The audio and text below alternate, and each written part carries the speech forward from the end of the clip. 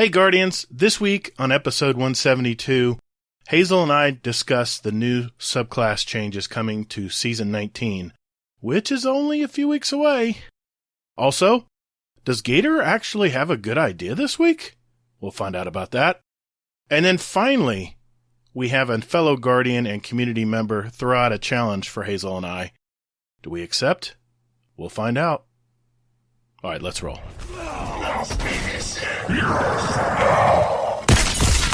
Guardian down.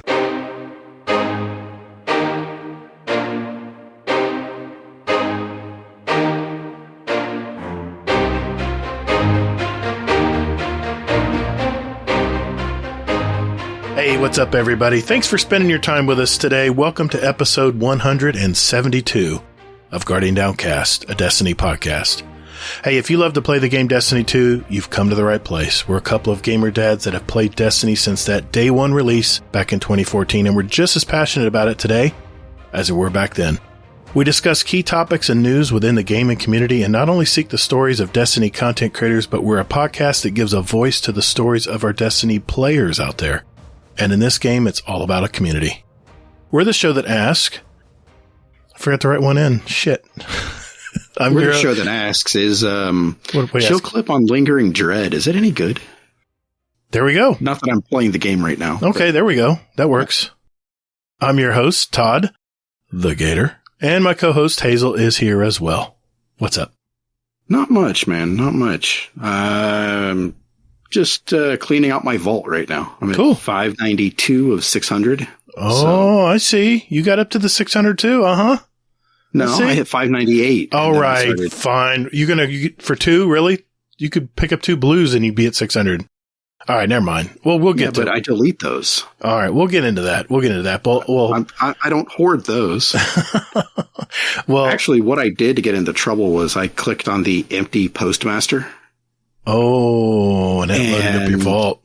Yeah, so I don't know what is trash versus what isn't anymore. Yeah, so. I don't press that button on dim. That's one button I don't press because I don't know where that stuff's going. Oh, I know where it went. I mean, the problem is when you have a full vault already, it starts shuffling them into your other characters. And you open your character up that you haven't played in a while, and you're like, what's this doing in here? It's not even for a hunter.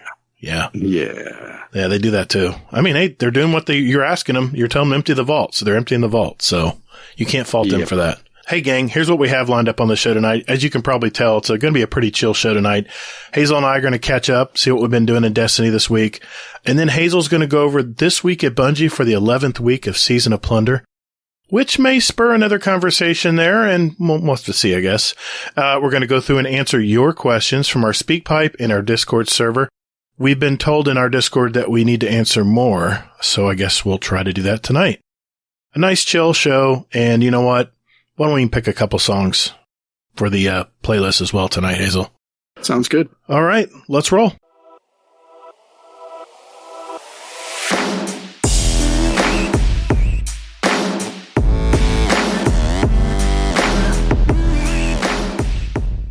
Thanks for listening to Guardian Downcast. You can find us on Twitter at Guardian_D_cast. Or you can find us on Instagram at Guardian_down_cast and see what picks our weekly guests want to share with you. Or just visit our website at guardiandowncast.com for all the contact info and where else to find us. And you can also play any past episodes you like in any order you like, right from your browser.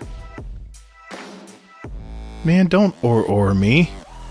Hey, Guardians, while you're at it, follow our Guardian Downcast show playlist on Spotify and iTunes. We post those links in our show description every week. So check us out, and later, Guardian. Toddles!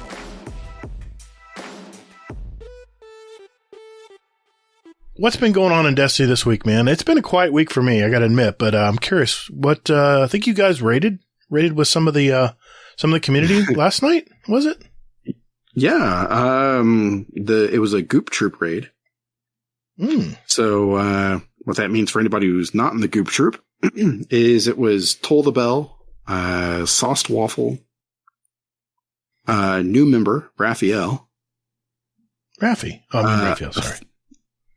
Raph, there we go. Aphelion. And is it Nocturnus? Is that how it's pronounced? It's easier just to look on my phone because I hate computers. Gotcha. But I think it's Nocturnus is how it's... I think that's the way I saw it. I mean, we apologize more respectful than if we say than calling him Raffi. What? That's my nickname for him. All right, fine. I'll just call him Raph. Hey, Nocturnus. I got a question though. Am I in the Goop Troop? I can't answer that. I think you'd have to. What? You'd have to raid with them and see if they accept you into the Goop Troop. I've raided with some of them. Yeah. What the hell, man? I'm not in the Goop Troop. I thought I was in the Goop Troop. I don't know. Don't give me this crap. You're not telling me this crap. You don't make the rules, are you? You're not trying to patronize me, are you? Okay. Would I do that? Moving on. But hey, they have a raid, just so you know, Thursday. So if you want to take my spot, you can. You can be an honorary member of the Goop Troop. Depends what kind of raid is it. DSC, I believe. No better time to learn it because they're going to be, crafting next season. Think about it. You need to learn how to do it anyway. Last time I did DSC, Kingsley was not happy with me. I'll think about it. I wouldn't want to break up the Goop Troop, Oh. See, I turned that around on you. It's getting deep. Hold on, let me get my boots. Yep. But oh man, yeah. What else has been going on, man? We knocked that out in about 2 hours, maybe 2.5 hours. Yeah, I love King's Fall. I mean, it wasn't bad at all, actually. I mean, it was Raph's, or not Raph. Yeah, it was Raph. His first time through. Okay. So, the other, at least 4 of us have only done it once. I've done it a couple times and things like that. So, I mean, it was fine. I mean, Raph did a whole lot of prep work, I guess. And really? Because, good for him. We didn't wipe on Oryx or anything. Oh, good for him. A lot of times people, when they run their first raid, not to interrupt, they don't do any prep. They just jump in and think you're just going to hold their hand through it. But that's props to him, man, for actually doing some prep. It's really hard to, I don't know. I don't think I could do that. Go into a raid blind and just. I always have to watch a video. Even if it's teach canon. me. Yeah. I don't know. To me, that's just asking for trouble. Just why make it hard on yourself? At least get a refresher, at least what you're facing, at least what the mechanic is, Yeah. Yeah, that's eek. Yeah, to me that's kind of scary. But yeah, besides that, I hit 1580 on my Warlock and Titan, so that made me feel pretty accomplished. I'm mainly cleaning out my vault, so that way I can go ahead and spend a whole lot of time doing the cursed lost sectors tonight. I can just pretty much getting those, go in and do that. It's either that or I go to whatchamacallit and just shoot everything with an auto rifle, pulse rifle, and a sniper. Have you how are you doing on did you decide to participate in the Halloween event this year? Not exactly, but sort of, yes. Okay. I was just curious. So, yeah, I wasn't going to, but then I was like, well, I want the shader. And then I was like, is the ship attainable? Yeah. It's attainable. I'm like, I'm at least going to try for the shader and the ship, I think. And then I do want some of the other masks, like the bread. Yeah. Telesto, I don't really care about, but that could be something passive. I just got that. It actually looks good on my Warlock because I'm already, everything's void. Oh, okay. It fits perfectly. Yeah. It's a decent mask. So, yeah, I'm at 10 of 35 lost sectors. I'm at 30 of 35, I think. Then I'll get then you get what, the Savathun mask. Yeah, I definitely want to get that one. I don't know if I'm going to get all of them, but it's just been busier than I expected. I'll let you talk. I mean, I'll tell you what I think later, but anything else going on? Or one thing I did want to mention is kind of like what's spurring me to do it all is the fact that I'm almost already done with gilding it already. Really? Yeah. Oh, wow. Okay. So it's like I've got 2, it'll be 3 once I actually get a lost sector on Nessus, but I can't get those to save my life. So yeah, I'll have basically 3 of them done for gilding, and then I just need the 30,000 pieces of candy. Yeah, that takes a while. I'm almost there. I think I'm at 25,000 or something. But you know what I've been doing? I haven't played a lick of Gambit, Crucible, or I did the one Nightfalls, when I did it with Kingsley and them, but in soccer. But other than that, I haven't even done it. You know what I'm doing? I've just been running down, getting my gun bounties, and getting the page at a time out of the lost sectors. Any of them, you get a page. Yeah, I know it's a little grindy, but I'm doing other things too while I'm doing that. I know. Yeah, I'm sitting on 30 spectral pages right now. So okay, you need like 100 and what was it? 230 or something. It was a lot. Yeah, I think. Let me see. What number am I up to right now? I think I'm up to. I'm on the last row. 14 pages right now. Okay. Yeah, I'm on the last row of pages. So I don't know. We'll just see how the weekend goes. I got a lot of stuff to do. Yeah, exactly. It's like if I get it, I get it. If not, then I really don't care. Yeah. But yeah, and I'm not reading any of the lore, so I kind of feel like I'm cheating myself. I've been reading a little bit. I got to catch up, but yeah. Yeah. But really, it's been kind of just a chill week, not really doing much. Mm-hmm. It's a slow time for Destiny right now, for a lot of people. Yeah, it is. And I think it's kind of by design, actually. I really do. I kind of like it, actually. I know there's been some of our community's been jumping over, playing other games, like the new Modern Warfare 2. It's out.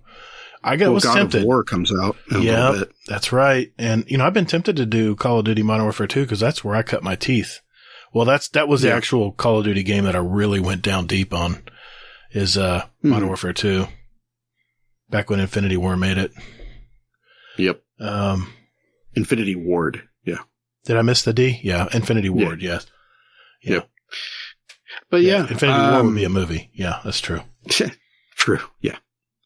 But, yeah. I mean, but I do though. I think that, I guess we can talk about it later, but I think that to a degree though, it's like nobody likes this season. We'll just get into it here. I'm enjoying it. You know why I'm enjoying it? Because it doesn't require too much of me. It's for just an extra little event. I'm getting just about everything done by just doing my gun bounties at the gunsmith, doing some of the planetary bounties, which I normally do anyway, and just getting the pages in lost sectors. I haven't really been too focused on, farming the haunted lost sectors.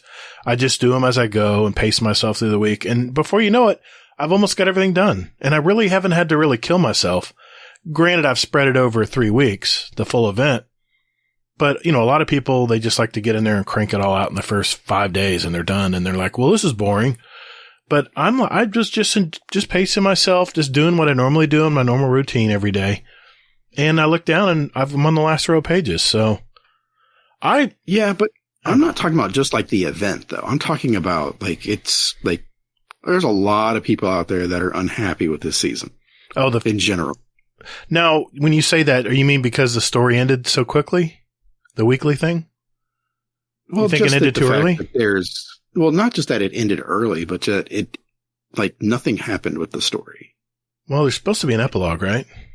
Well, we don't know that, but we assume it. I guess it's been data mined and things like that. Okay. But it's just there. It's a little bit, I think it's at least 2 weeks longer than the last season, I think. They stretched the season out a little bit, so that's going to give us a little dead time too, so. Well, yeah, but I also just think that it's by design because, think about it. Modern Warfare 2 comes out. Yeah. God of War. Next week. Yeah. Those are like the big keystones. So people will have enough time to play those, hopefully finish them, and then they can go ahead and, go back to Destiny at the beginning of December. Isn't it great? We live in a world where we have so many different things we can play. Gosh, man, maybe I'm just very nostalgic in gaming, but I remember we had a cassette in our Nintendo, and that had to last for months. We didn't have many other options because you had to go buy another one, and my parents weren't going to go spring for a new game after just buying one. I remember when we got the cassettes for the Super Nintendo, that game lasted at least a couple months before we were able to get another game. Now we can just flip-flop any which way we want to. It's a different time, though. I mean, that was a different time. And maybe that's why I'm so positive when it comes to the new technology in gaming, because I'm looking at it from old eyes that used to, have to trace pixels on the screen. But just the realism and just I was thinking about this today. We have come such a long way in gaming, and I cannot wait to see where we go from here to either. But, I think a lot of our Zoomers out there, I think they just take it for granted that, the internet was there when they were born already. And gaming and online, and hell, I didn't play my first online multiplayer until I was PlayStation 3. I want to say was my first online gaming. Man, you look back, that's a long time ago. Mm-hmm. Anyway, just reminiscing, I guess. Anything else going on? I get it. Not too much. No, what about you? Well, I have a few things to get off my chest this week. I figured this would be a best place to put it. First, I did want to mention, I do have another podcast I've created. I know. I closed down the Battlefield Players podcast because, let's face it, I'm not going to be playing Battlefield. Let's get honest here. It's not going to happen. So I closed that show, and I said, well, since I closed that show, then I already had an idea of making an audio form. If anyone's been listening to this show in the last 6 weeks, I kind of changed gears with my YouTube channel where I'm starting to produce videos for the new players or the returning players that are trying to figure out what the hell is going on in Bungie and Destiny 2 right now. And just little things that they might have not have known about, like seasonal artifacts, even something as basic as that. So I've already written the scripts for the videos, and I said, it just makes sense. Not everybody has time to watch YouTube videos during the day. They got to work or whatever they do during the day. And I figured, why don't we put out a podcast that offers the very same thing, but in an audio format? And that's what I've done. I've already got a couple episodes out, and I'm going to put them in order of what I think, kind of synchronistic as far as the order. That way, like the first episode is about, hey, I downloaded Destiny 2, now what? And then the second episode is about the seasonal artifact and the things you need to know about it and what I would use or get for it. And the third, fourth, fifth videos out there, or episodes I'm going to release will be they will always be based on a video doppelganger, I guess you could say. In other words, in the show notes of that episode will be the exact video that pertains to the audio version. So it's kind of like just an audio mirror image. Not exactly mirror image, but mirror image of the actual video that I released. So, and some of it may not translate the best. Some of it may need to be more visual. But for people just listening during the day, like where they're at work or something, it might be just a way to refresh themselves on what to do, or I'll throw some tips in there as well, or what stuff that I would go for and stuff. And I figure, what the hell? So it's called Destiny Help Desk. And, that's about it. I just released it a few days ago. It's available on Apple. Everywhere you listen to this podcast right now, it's out there too. Same exact areas. So I did want to mention that. The second thing I want to mention is we just released one of our extra podcasts, Hazel, Playing Favorites. Our new episode with Glaive Monkey, not Mr. Monkey, and Rodimus. That one came out this week as well, so check that out if you haven't already. It's called Playing Favorites. I know there's other podcasts out there called Playing Favorites, but this was kind of voted by our community or suggested by our community. I said, what the hell? Let's run with it. So it's Playing Favorites, and all I can tell you is it's the one with the big storybook on it and a bunch of stuff kind of flying out of it. That's the best way to and it does say with Gatr and Hazel at the bottom of the title if you're getting confused on what to pick. So, I did see, the movie Black Adam with my son. Was it Wednesday, a couple days ago. And Commando is, just about my age, and we have pretty much the same taste in movies, it seems. And he said it was decent. He said it was a decent movie and that it wasn't like mind blowing, but it was very entertaining to him. And I have to admit, it was very good. I just had one pet peeve with Black Adam. DC, you gotta stop with all the slow motion action. It's getting tiresome. I mean, if he's going to do a stunt or some kind of backflip and use his shield or whatever, you don't have to slow it down for us to fully look at every time. And it just, the slow motion breakdowns in the action scenes was just getting a little tedious. That was my only complaint. But I gotta say, The Rock has got to be one of my favorite superheroes right now, because you know why? He just doesn't give an F. He doesn't care. He's like, yeah, you're a hero. You can't kill people. I don't care. I can kill people. I don't care. And just that attitude. I just love that nonchalant attitude. So I thought it was a good movie. Story was, it's a superhero movie. What are you going to do? I'm watching the new show on Amazon called Peripheral. I started it. Yeah. I'm liking it so far. The new episode, actually, I haven't watched this week, so I'll be watching that after the show tonight.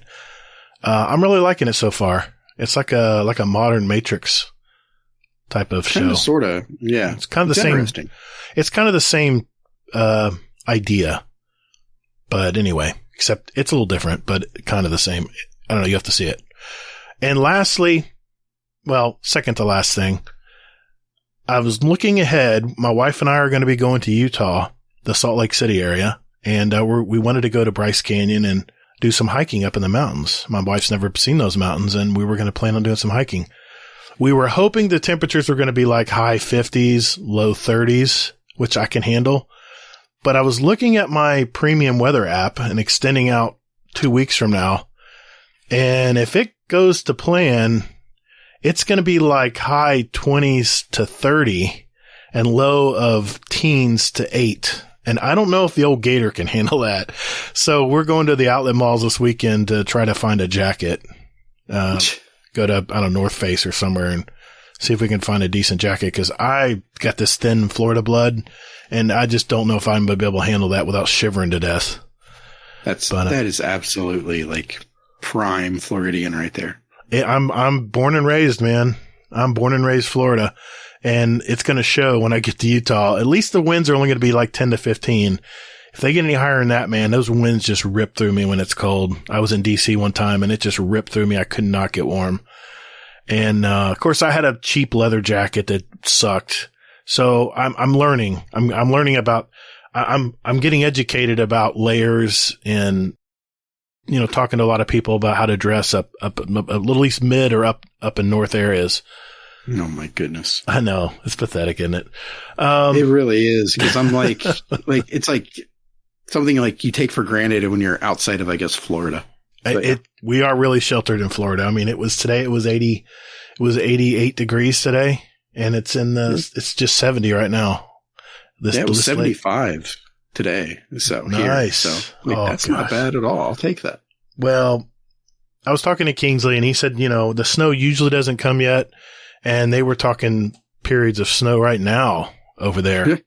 I'm like, oh no, I do not want to drive in ice. We got a rental car and everything. I'm getting a little apprehensive. I'm not a very good driver in the snow and ice. I don't know much about it. So I'm hoping for at least some clear weather. We'll see. And then last thing we need to talk about, Hazel, is the Discord problem. The Discord problem. The problem with... How about Rodimus again? No, it's always Rodimus, but not this time. You're talking about Brittany? No, Brittany's fine. Don't mess with a pregnant woman. Leave her alone. Brittany's fine. She's doing fine. I touched base with her. She's doing okay. Are you talking about... Oh, go ahead. I'm talking about the show questions. Rodimus did some organizing today, and shall I tell our listeners how many questions we have in backfilled? I mean, I'm sure they know. They do? I'm sure. Okay. All right. Well, let's just say we have a question problem, okay? And the questions are really starting to stack up. And I know in past episodes. Wait a minute. I'm sure somebody just faked like they didn't know this. Like, what? Really? What? I'm sure like somebody's listening right now and they just heard you say like we have a question problem and they're like, what? No way. Well, I mean, I know at the end of every Discord question segment that we usually say, if your question, we don't forget about any of our questions. If you send us a question, it's right there. We're not touching it. Well, I don't know if we can promise that anymore. We've come to the point where we're 230 questions behind. I'm just going to rip the Band-Aid off, Hazel. We have 230 questions we have not answered from our community. And I want to, I'd love to point the finger at good old Hazel here, but you listen to our show every week. We set aside at least an hour of our show just for questions from you guys. And it's just to a point now where I don't know if we can answer every question. That's hard. I still want to try. We're going to try. We still want to try. I want to try to spread the love around. I want to make sure everyone gets a chance to ask a question.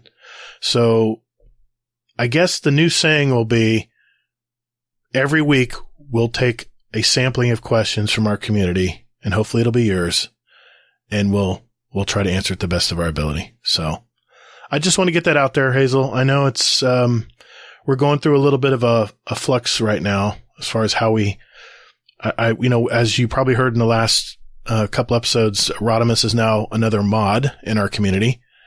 And he has taken that job very seriously. He has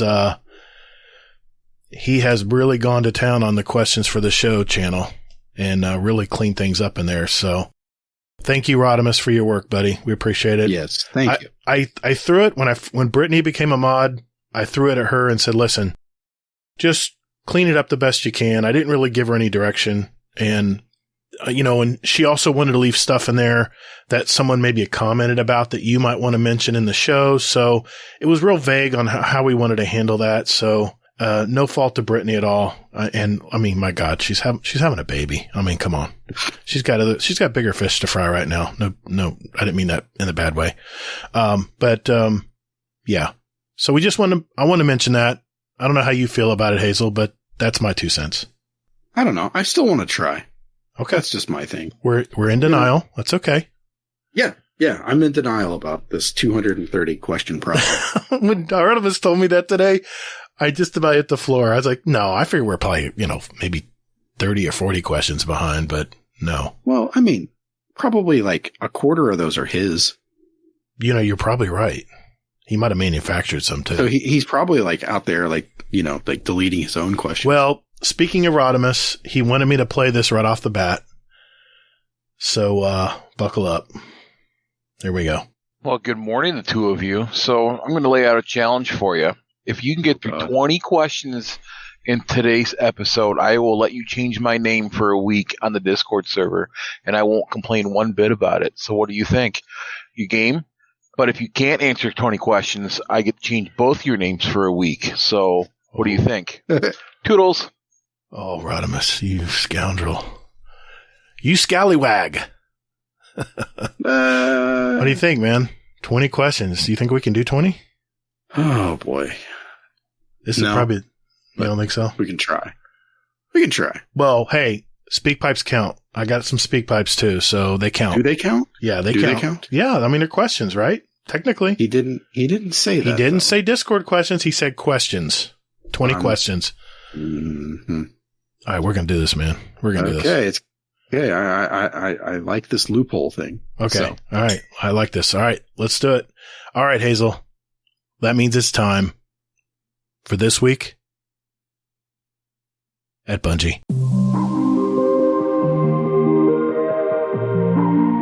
Hey, Hazel, we need to record another ad, my dude. Haven't we done enough of these? Yeah, I know, but we're getting feedback from our community that they're getting old, so come on. Let's just do it real quick. All right. Do I need to run this by Laz first? No, we're fine. Hey, everyone. We just wanted to let everyone know that if you're looking for a clan, we have a Destiny 2 clan, and we invite you all to be a part of it.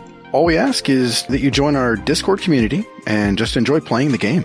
We will communicate with you there, and you'll also be assigned a special clan role as well, and a channel. So look for the invite link in our Discord, in our GDC clan channel, or you can click the link right down there below in our show description.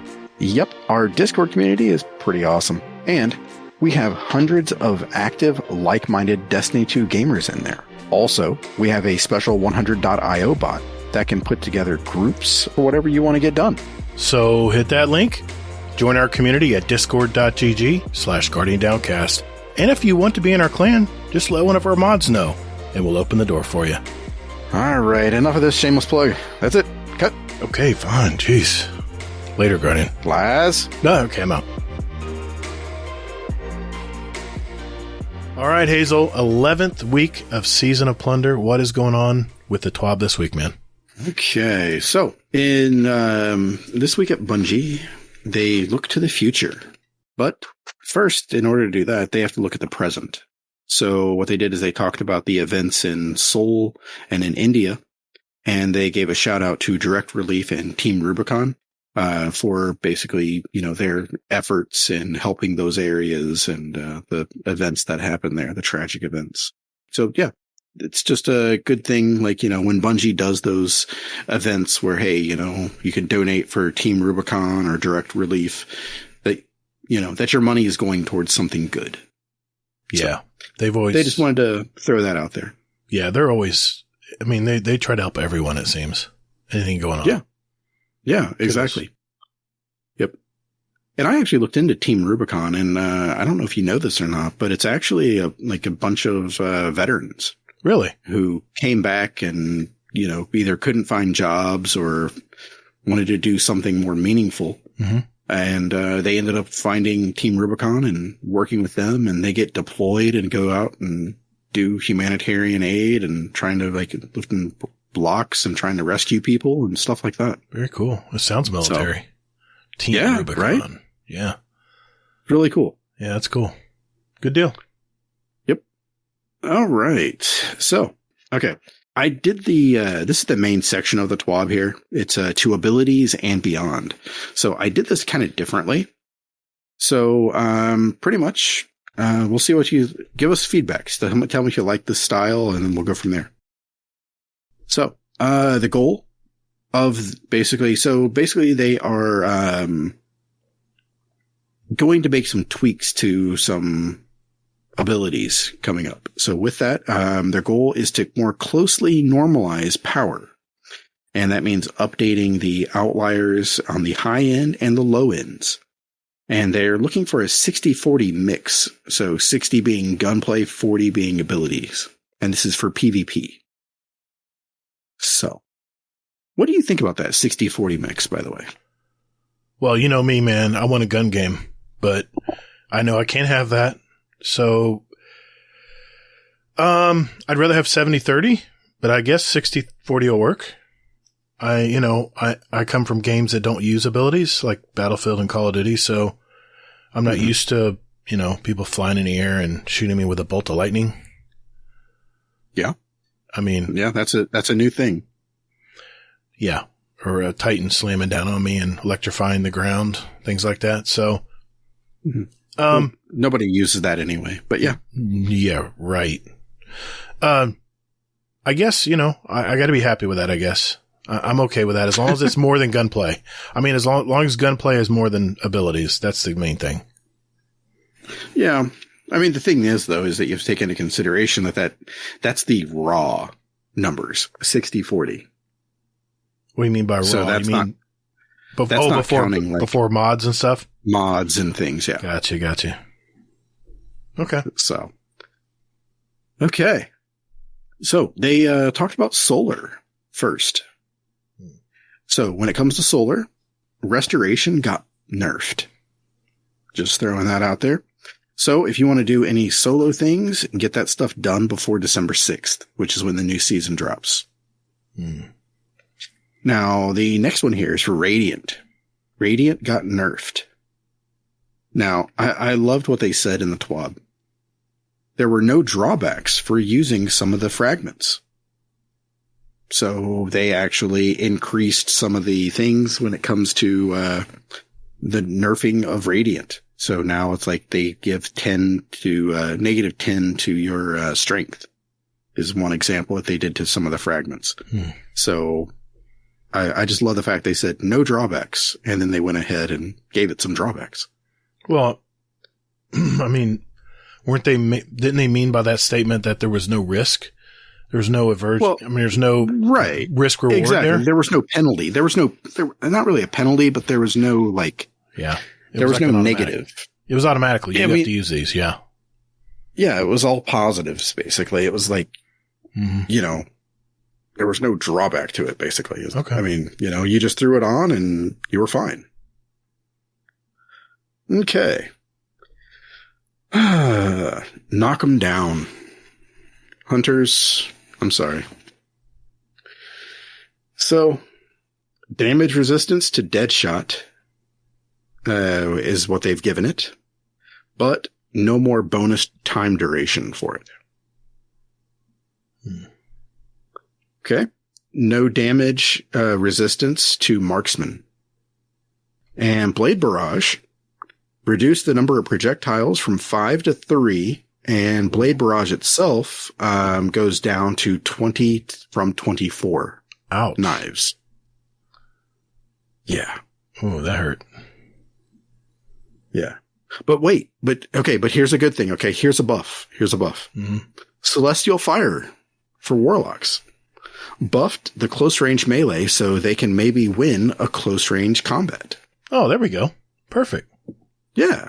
So, we'll go ahead and we'll nerf them, nerf the hunter there and, and Titans as well. So, yeah, why not? Okay. Sure. But hey, the warlocks can win a close range slapfest. There we go. Good news. Okay. Yeah. So what do you think about the solar ones? I don't think that's fair, but I was playing along. But Celestial Fire, I mean, yeah, I didn't think it was strong enough, usually. I mean, if you have a shoulder charging Titan coming at you and Celestial Fire doesn't kill him, yeah, that's kind of sucky, especially when they can kill you, especially if they have the greaves on. But that involves an exotic, though. Well, that's true. That's true. Celestial Fire does not. I understand. I don't use a lot of solar. You know what I use. I'm a void lock. You need to expand your horizons. I'm not saying I haven't used them. I've tried them out and stuff, and I'm sure I could get really good with them. You need to try it for more than just like a couple runs. Yeah. Well, I mean, I usually run with, when I'm doing a raid or something, I'm usually the one that'll put well on if we're needing it. So, I'm using it.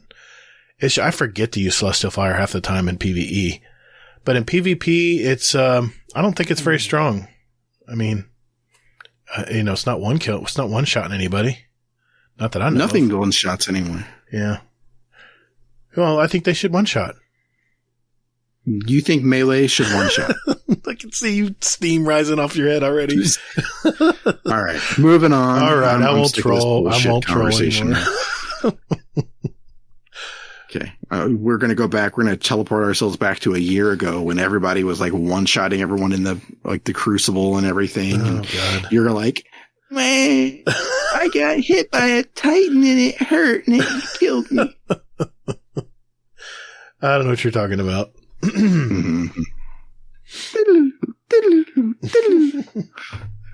Okay, so Void is next. Yes. Overshield got buffed by 50%. Ooh. Yeah. Zoinks. Ooh. Hey. Nova Bomb. Vortex got a buff. Good. Wah. Titan Shield Bash got a weird buff where it helps with applying suppression to enemies. But in true Bungie fashion, the Bungie giveth and they taketh away.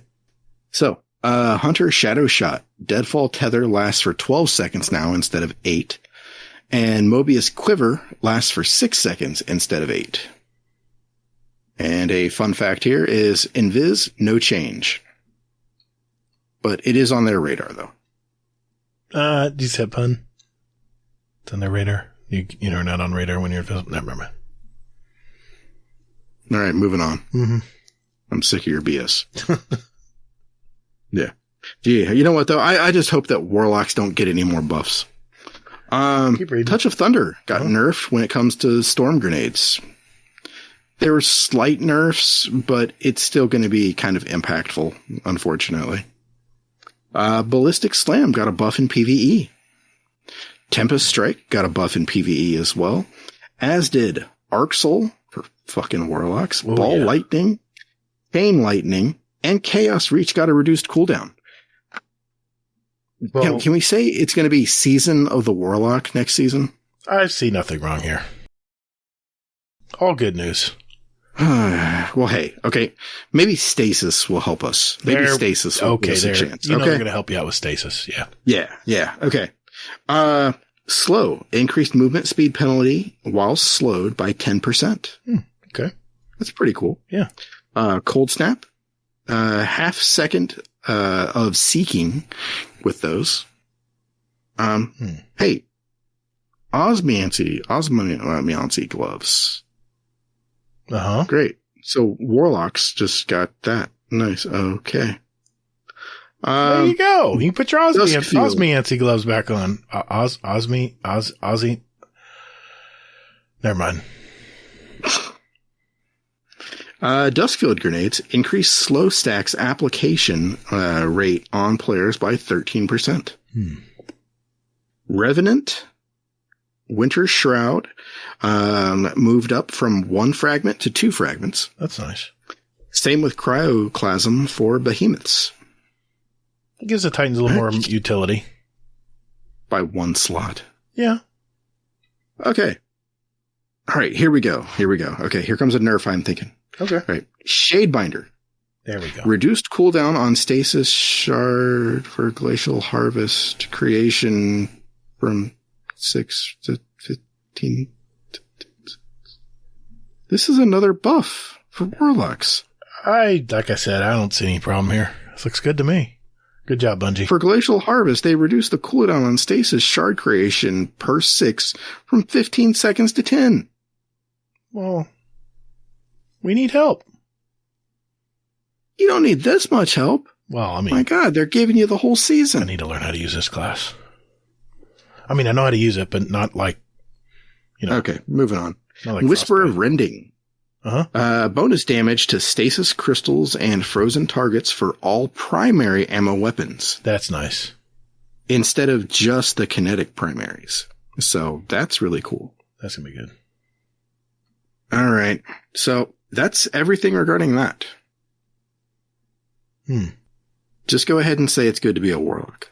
No, that's okay. I don't feel you can just stay on warlock next season. Why not? No, I'm not. I'm going to delete my damn warlock. I have to give you kudos. You stuck through thick and thin. You stuck with your warlock this season. I thought you would bail a long time ago, to be honest. I wanted to. That's good though. You're learning new things. See? You're learning new things. I am learning that I don't like warlock. You're more well-rounded guardian now. And I don't like warlocks. I ran warlock last night in the raid, and I felt like just so bummed. Did you use your Ozymancy gloves? There, I said it right. No, I didn't. I was using Arc and Solar. Okay, Wells, gotcha. Yep. Well, good. Okay, moving on. I don't know. Sound like someone took your puppy. I swear, man. I do. I mean, because honestly, reading about this, it makes me not want to play next season. No, come on. I'm serious. Come on back. It'll be fine. Nothing to see here. We're fine. I'm serious. You'll be fine. I'm sure, we got that one lone guy. It's a hunter working at Bungie. He always throws out some OP exotic. So it's something that's super innocuous, like G Falcon, Yeah. It's like, oh, okay. When I'm invisible, I can juggle and I can do this. And it's like, okay, well, how is that going to be utilized in the game? That sounds crazy. And then you use it and you're just like, oh my God, this is amazing. And then it ends up being dismantled, or you can't even use it for half the damn season. They stuffed them in a locker. It's like, get out of here with that shit. Exactly. The Warlock's like rise up. But yeah, I mean, I'm just really not looking forward to next season.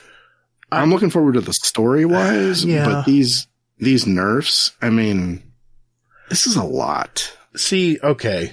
All right. I won't troll you anymore. I see when I play my favorite class to play on my hunter is the knives, the throwing knives is the one where you throw a bunch of knives at, what the hell is it called? Blade Barrage. Blade Barrage. Jesse would always say. Exactly. Justin. Blade Barrage. But yeah, that's going to hurt. I already think it's not the strongest right now. I think there's even in the Blade Barrage. It's okay. Blade Barrage is one of the top tier. Oh, yeah, that's right for DPS. But see, I'm usually doing it to clear ads and stuff, and it's okay. It's all right. But I mean, a Nova will do the same thing, clear the same amount of ads. I don't know. I'm going to miss it. I'm going to miss it if they bring the knives down from 5 to 3. I mean, you can always use Star Eater scales, though. Yeah, I do have that exotic. I haven't used it before. We'll have to try that out. I dabble with Titan and Hunter. Let's face it. I'm a closet Titan. I love Titan this season. I'm having so much fun playing Titan. I'm just punching everything, man. I'm living through my Titan what my Warlock can't do. And, then I don't have time left for my Hunter usually. It gets left at the very last. But Titan is so much fun right now. It's a lot of fun. So, I mean, yeah, I think what they're just trying to do is I think they've looked at they're seeing what people are really using a lot in trials and in PvP, and they're just making adjustments. I mean, if you look at trials right now, if you look at trials report, Warlocks are probably the least used in trials right now, and that's never been the case. It's usually been pretty even. Suck. I'm telling you, the arc is, I mean, I was so excited when the new arc subclass was coming out. I thought I'm going to be able to use my chaos reach and just own people and just melt stuff in PvE. And it's been abysmal. They really didn't do anything to that. If anything, they hurt it. So I'm kind of happy that they're correcting a few things like that. When it comes to playing arc, that's what I loved doing, was the chaos reach.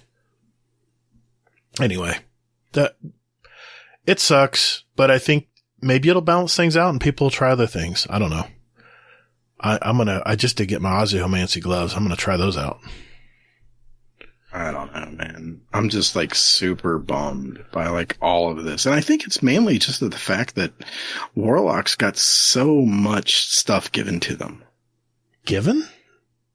We're the thinkers, man. We're the strategists.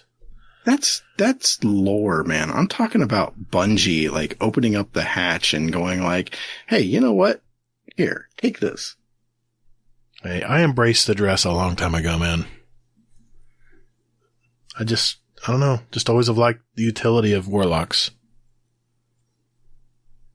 I just seem like when I'm playing my Titan or my Hunter, not this season, but usually they're a little weaker than my Warlocks as far as survivability, and that's what I usually look for, is survivability in PvE.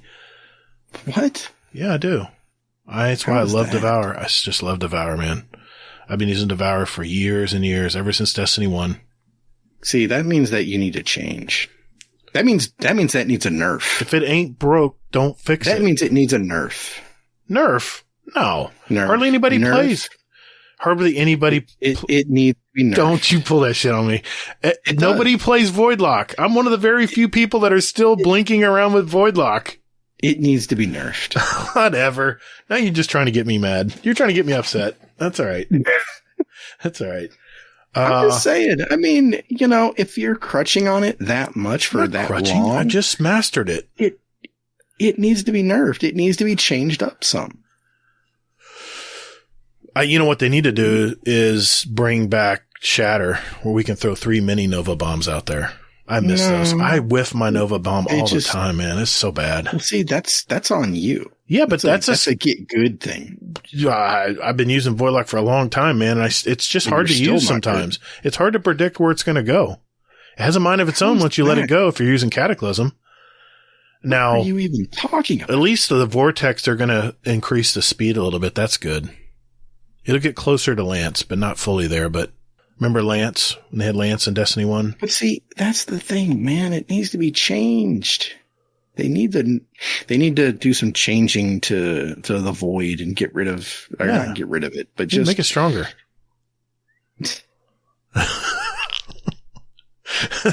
Is there anything else in the TWAB? Yes. I'll push the bus back in the lane.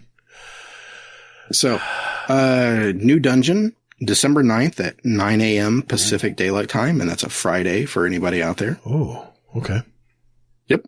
Lighthouse is haunted. Look for an email, probably on November 7th, about to pick what map you want to do, either Anomaly, Cauldron, or Pacifica. The Bungie Bounty started today, November 4th, and it's going to be going through November 8th. So be on the lookout for any of those people to get in those events, find out what is going on, and then maybe you can snag yourself a neat little emblem. Yeah, and these are this is not just streamers. This is the actual. It's not streamers. Yeah, these it's are the dev team. Yeah. I like it. Well, no, it's not the dev team. It's the community moderators and stuff. Oh, that's right. From the forums. Right. Yep. I remember. Yep. That's cool. I like that. Bungie sent out a PSA to basically say, hey, you can buy some of our stuff. So feel free to do some. Halloween art.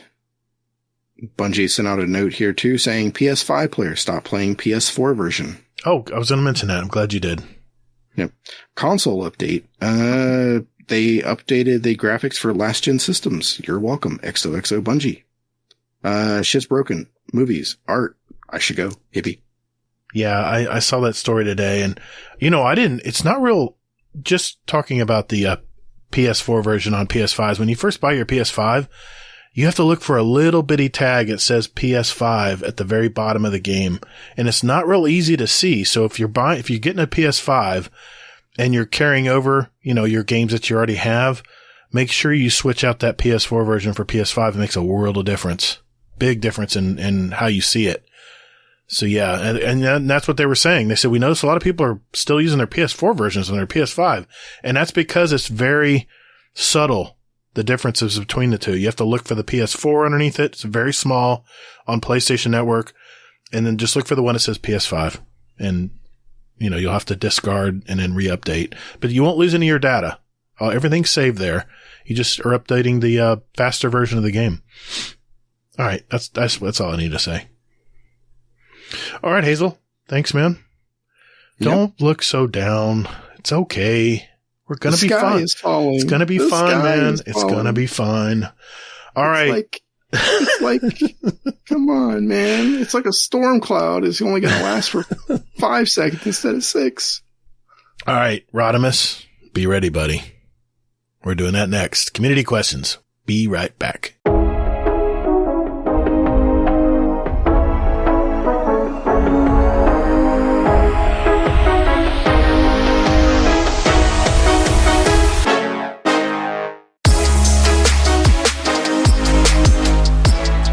Hey, Guardians. Would you like to send a question for the show to us? There are 4 easy ways to do it. First, join our Discord server. There's a join link in our show notes. We have some great gamers in there, and you can just lurk or hang out and jump right in and talk to us, whatever you'd like to do.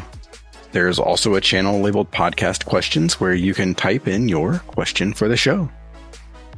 You can also email us at guardiandowncast@gmail.com, or we also occasionally tweet about our upcoming show and guest, and you can respond there with your question at Guardian_D_cast is our Twitter handle. Finally, you can send us a voicemail with your questions at speakpipe.com/guardiandowncast, all one word, and we'll play it live on the show. Thanks to all of you out there who do listen to our show. And Toddles. And later, Guardian. Hey, man. That's my line. What? Yeah. Says who? It's in the script. It's my line.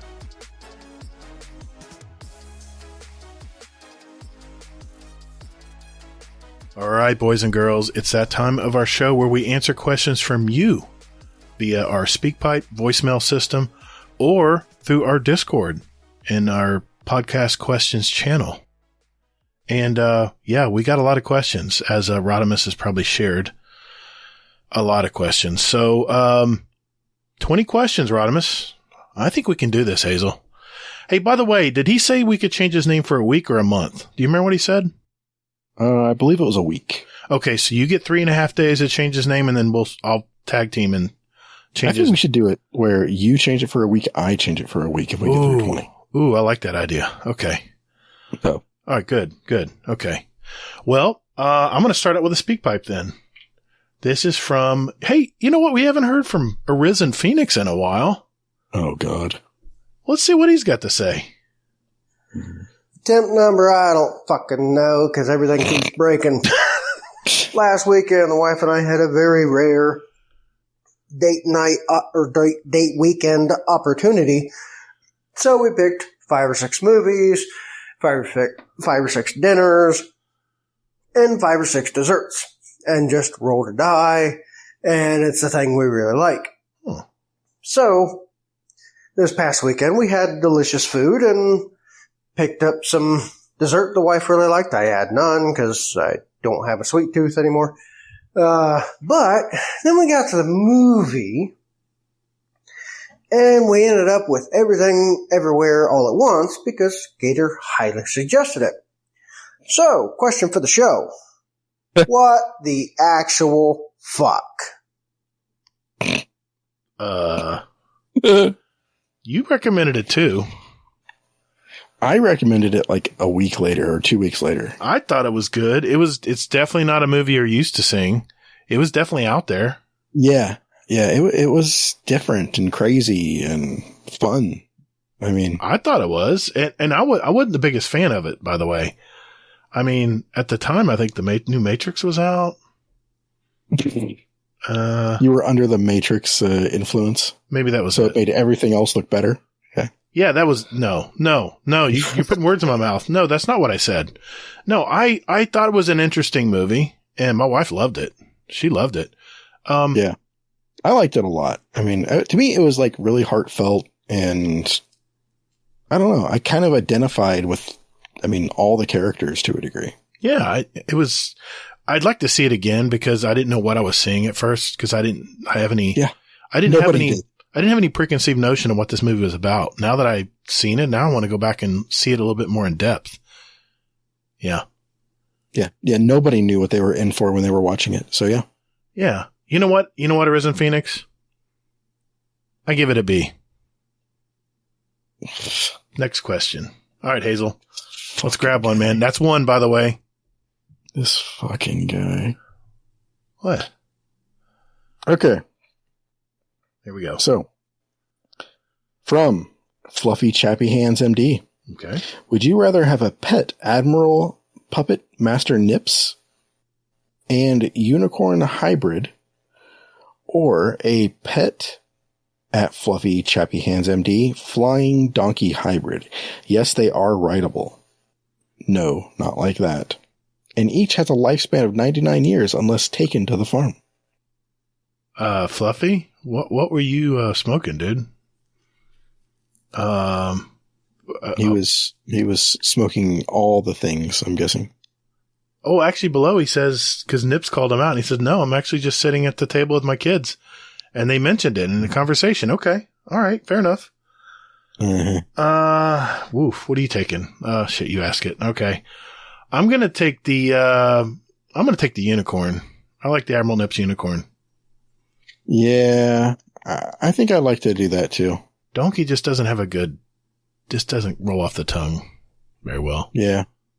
I mean, it sounds like every time I think of donkey, I either think of Shrek or I think of, Gordon Ramsay. Yeah. Yeah, Shrek came to mind too. Nice. Yeah. That's two. It's going like, you donkey. Yeah. Exactly. All right, that's two, Rodimus. Okay, I'm gonna switch over. We got one from Nitro TJ. Hey guys, Nitro TJ here. And recently in your most recent podcast, y'all talked about the state of Crucible. And I thought I'd kind of put my 2 cents in there. Nice. As a person who pretty much doesn't play Crucible anymore. Like, I haven't touched it since the few matches I played with skill-based matchmaking when it dropped, and then after that I've been done. I haven't touched a single bit of it. Personally, I think Crucible is in the worst state it has ever been in. Now, I can get on any other game. Now, I said y'all said something like this, where it's not the same as every other game, and yes, I do believe that. But I can get on any other PvP style video game, Call of Duty, Battlefield, I can't think of all of them right now. Valorant. Hell, friggin', oh God, what's that one? The For Honor. That one, I can get on pretty much any other style of PvP game and almost get a positive KD almost every single time. But for some reason, Destiny 2, I have never once gone into Destiny 2 PvP and felt any kind of fun whatsoever. Destiny 1, I used to be an absolute unit. Like, multiple flawless wins in trials. Absolute unit. Now, I personally think that Destiny's PvP will never be as good as it was in D1. But personally, I don't ever seeing it becoming anywhere close to how it was in Destiny 1 PvP, because I feel like that was 20 times better than what we have now.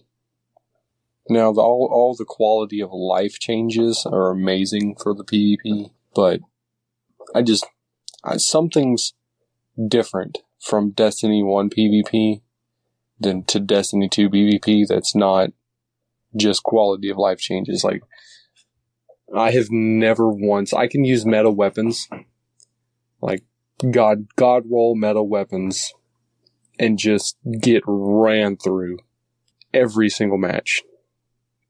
Like, I have never once in Destiny 2 PvP history that I can think of where I have been top 3 on the leaderboard. Like, I have absolutely hated Destiny 2 PvP. So, I mean, I never thought about jumping into y'all's scrims, because I just feel like whatever team I would get placed up against, I would feel like I just get placed up against a total letdown. I'd be a total, whoever I would be placed up with, I feel like I would let them down, because I'm absolutely terrible. I'll let you address that. But I'll let you address that. Honestly, if you guys want me to give it a shot and come in there and play a scrim once, maybe twice, I'll give it a shot. You know, at least I'm going to have some fun with it. I know I'm going to be able to have some fun with y'all guys, but personally, I don't understand the Destiny 2 PvP sandbox. Like, I can't. I've never once gotten close. The only time I've been flawless was when my buddy took me through it and absolutely carried me, and I got less than 4 kills through the entire 7 wins that we needed. I think I got 4 kills. And I was using meta weapons. I just don't understand. So, sorry for the long question. Thank you, guys. Thanks, Nitro TJ. Appreciate that, man. Yeah, thank you. That's a lot to unpack there. You wanna address it first? Oh man, my heart broke. I don't know even how many times when he was talking. Yeah. Oh man. Wow. I would say definitely join scrims. Absolutely. And it will be. Go ahead. I'm sorry. Go ahead.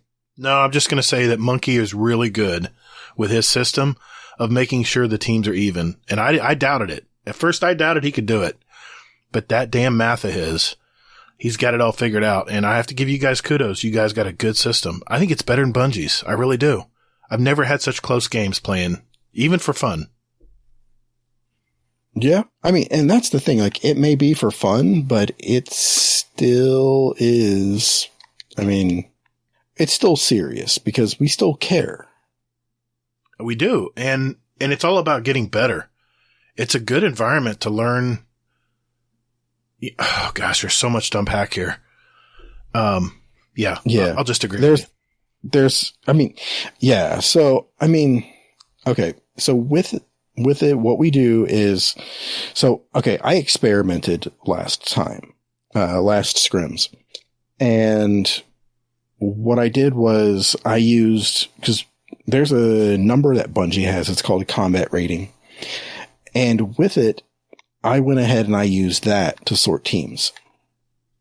I received hate mail for using that system. What?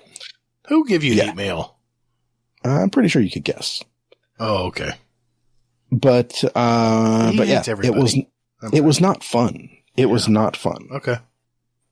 So that's basically what it was basically like, cause Bungie, they take into consideration, like if you, like if you're on win streaks, loss streaks, things like this. Now, if you think about it, with them doing skill-based matchmaking,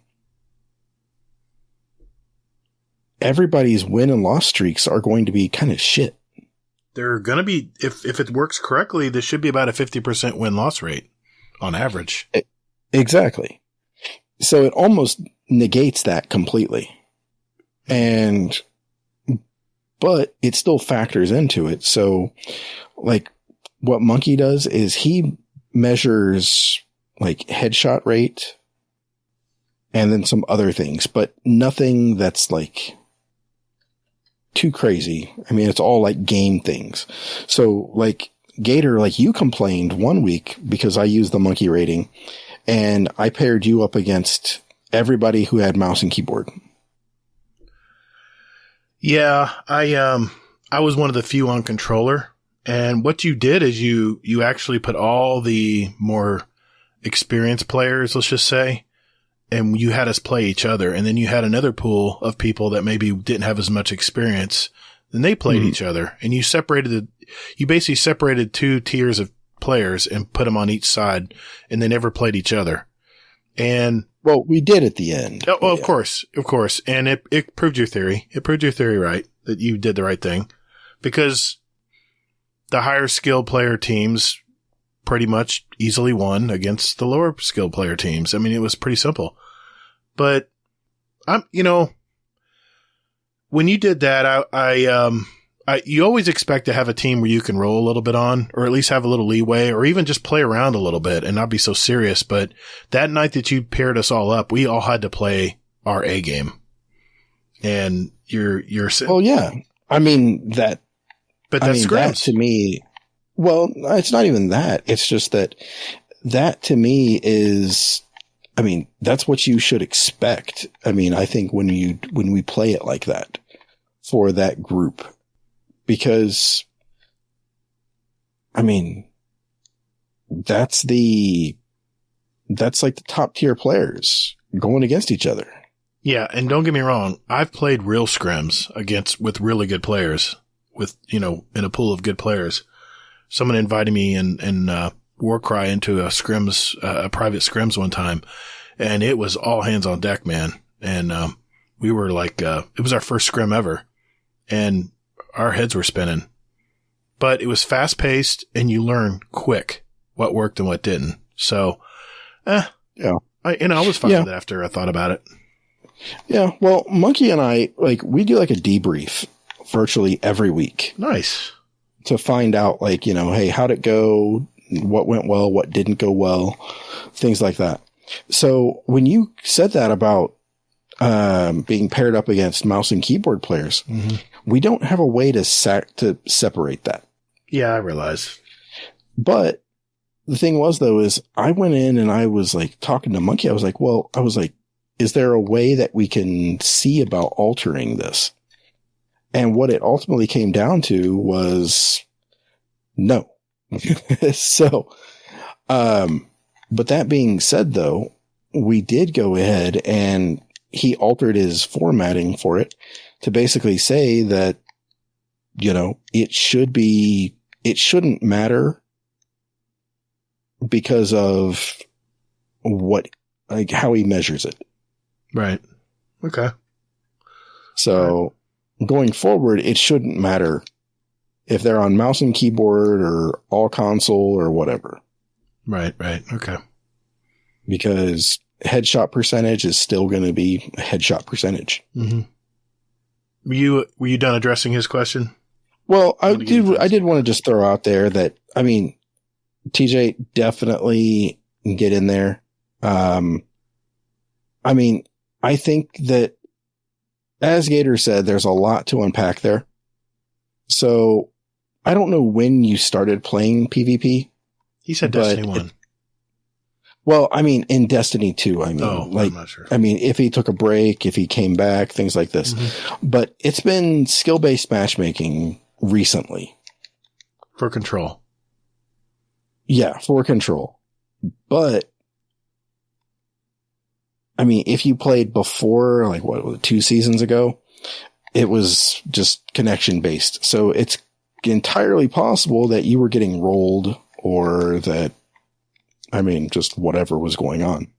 So if that's the case, just keep that in mind that, Bungie prioritized connection based over skill based.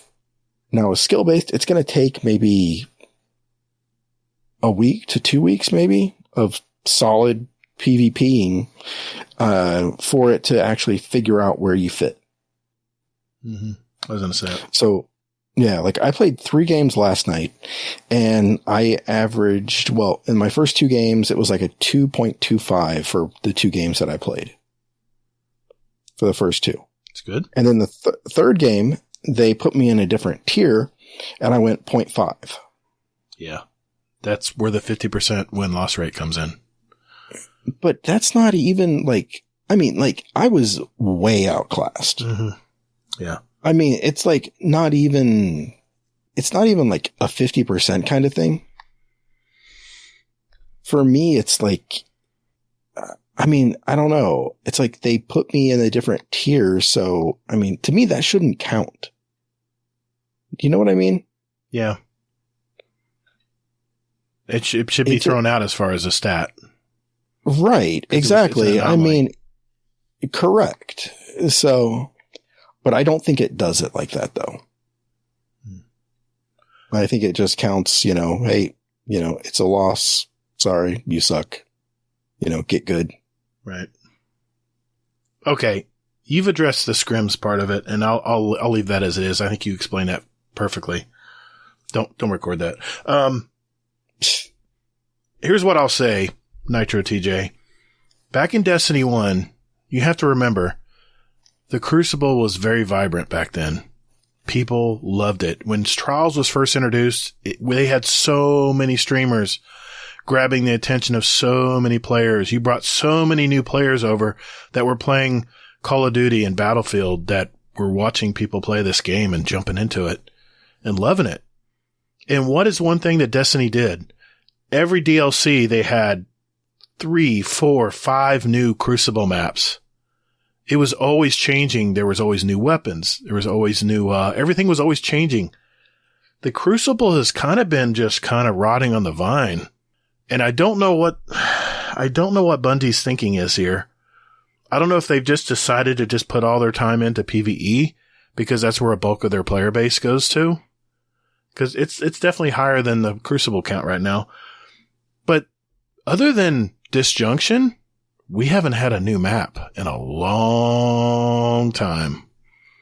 And if you don't have any new content or new carrots on the stick for people who play Crucible, then they go somewhere else. They leave. So what you're left with, unfortunately, are all the diehard Crucible players. And I've felt it. I've definitely felt it when I've played. And you're playing more of the elite players. And even with skill-based matchmaking, like Hazel said, you're going to have games where they're going to throw you in with those elite players. It's just bound to happen because the player base is not as strong as it used to be.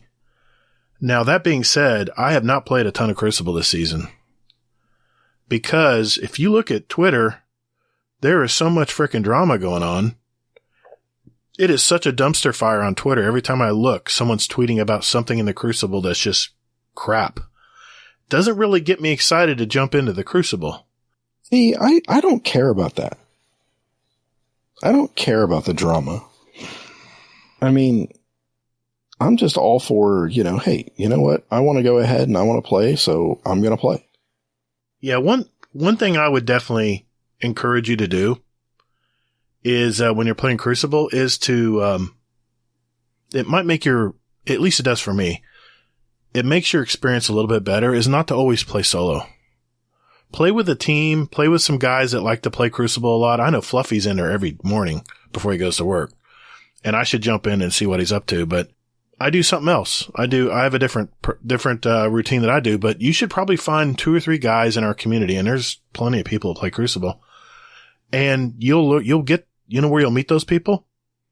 In the scrims. Because everyone who loves to play or PvP or wanting to get better into PvP usually is jumping in our scrims, which is every few weeks or sometimes weekly, depends.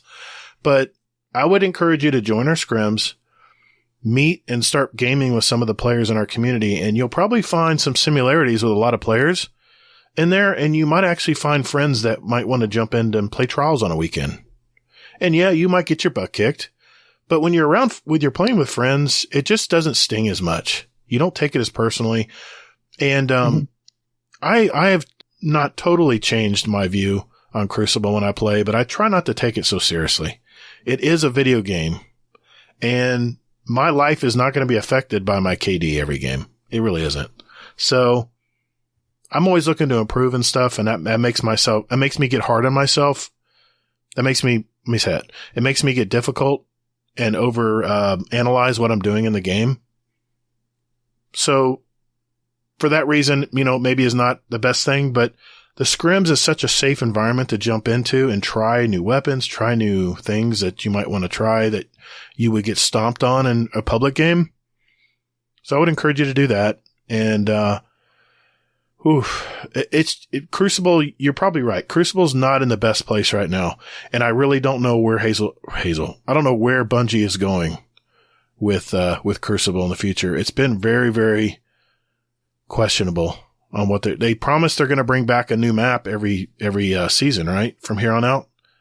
So let's see. No, not every season. But they said every season they're adding a new map to the game. Either bringing one back or bringing a new map. I could have sworn I read that in a TWAB before this season. Remember Disjunction was the first season? Came with a new map? Right. I think they're going to bring back, maps. Yeah, that's what I said. D1. But also they're making new maps. I think it's every one per year, maybe. One per year? I thought it was once per season. One map per season. But I'll have to go back and look it up. Yeah, it's neither here nor there. But yeah, but they still need more maps. That's the thing. My point is it's very, very, it's very lean right now, and I really don't know what Bungie's thinking is here, and I have to believe that they have some plan. There's something they have in the works. I don't know. I'm sorry, man. That's the best I can answer your question without going into a full tutorial about PvP. But one thing that he said is that, that he goes into other PvP and he does really well. Yeah. But then it just comes to Destiny and it's just, I don't know, doing calculus and stuff, I guess. I think part of it is like you said, where it's a different ball game. So it's like you've got somebody throwing smoke and lightning, and the meta is always changing, unfortunately. So you don't know like what is going on and things like that. The other thing that it might be is depending on what he plays, the TTKs are different in Destiny. I was going to say that too. Yeah. When the TTKs are very low, it usually means you can get lucky on a shot and kill someone before they even see you. There's no time for them to react. But in Bungie, if you start shooting at someone, they have at least a chance. And I've gone round and round with people in our PvP community. I think that means this. I think it takes more skill. And oh boy, I'm gonna get flack on this because the time to kill is longer in Destiny. I think it takes a little more skill to play the game versus spray and pray in Call of Duty and kill someone in like 5 bullets. I know I'm gonna get flack on that, but I personally, that's what I feel. I mean, I feel in Call of Duty, people are just going to sit in corners and shoot you as you run by them because the time to kill is so fast. Unless you have really good reaction time, and this is the reason I don't play Call of Duty anymore. I can't run through a map, and one, I have to know the map very well. The radar's not super visible unless someone puts a UAV up. So there's times when you're running blind. Bungie, on the other hand, always has radar up. They're encouraging a fight. They're encouraging players to magnetically come together to fight. And that encourages more 1v1s, at least I think it does. Valorant, yeah. I haven't played Valorant, so I can't talk on that, but Battlefield and Call of Duty, there's no special powers, there's no special abilities. It's a gun, a grenade, and a claymore. That's it. And it's all about gun skill. Where you have more abilities and you have people who figure out how to manipulate those abilities like Monkey does, it can put you at a really good advantage. You can't get that in Battlefield or Call of Duty. It's all gun skill in Call of Duty or Battlefield. Yeah. Yeah. I mean, that's true. One thing I did want to throw out there is that if you really do want to get better at it, one of the cool things that we do for scrims is we actually will do like a little debrief after every game. Right. So one of the coolest things I think that we do is that, because I got to talk to, I think it was Nessie and Ghost? No, it was Nessie and Austin. Oh, okay. Austin Darksaber. Yeah. He's good. Yeah. Fuck me running. Yeah. Don't get near him. He has a throwing knife. I learned that. Oh. Yeah. Yeah. They're serious about their PvP. Mm-hmm. Canadians can rock, man. They can play. Yeah, they don't have anything else to do. I guess it gets cold up there and they just jump into PvP games. That must be it. But or chase moose. What's a plural for moose? Mooses? Meese? I don't know. Anyway, you were saying. I do like that feature. The fact that you guys debrief, like someone's killing you over and over again in the game, and you can ask them, dude, what are you using? I was getting killed so many times by you. What are you using? And they'll be open with you. I'll say I was using this, and I was using this, and I have this perk on this weapon. It's how you learn. Yep. But I was talking to Austin and Nessie, and I was like, hey, can you look over my build and see like, you know, or, I mean, I didn't even have a build then. I was just like, hey, can you like just tell me like what I'm doing wrong? Mm-hmm. And they were like, okay, well, you're running a hunter, so you want to spec into mobility so you can have your dodge, and then do this and do this and do this. And I was like, oh, wow. Okay. This is like a whole new ball game. Yep. So it's really helpful. I have to admit, I was skeptical at first because I've been in some of these scrims before and they can get really nasty, very, very hardcore, but I really like how we've laid stuff out. It's very friendly for anyone to jump in, even if you've never even been in PvP before. Yeah.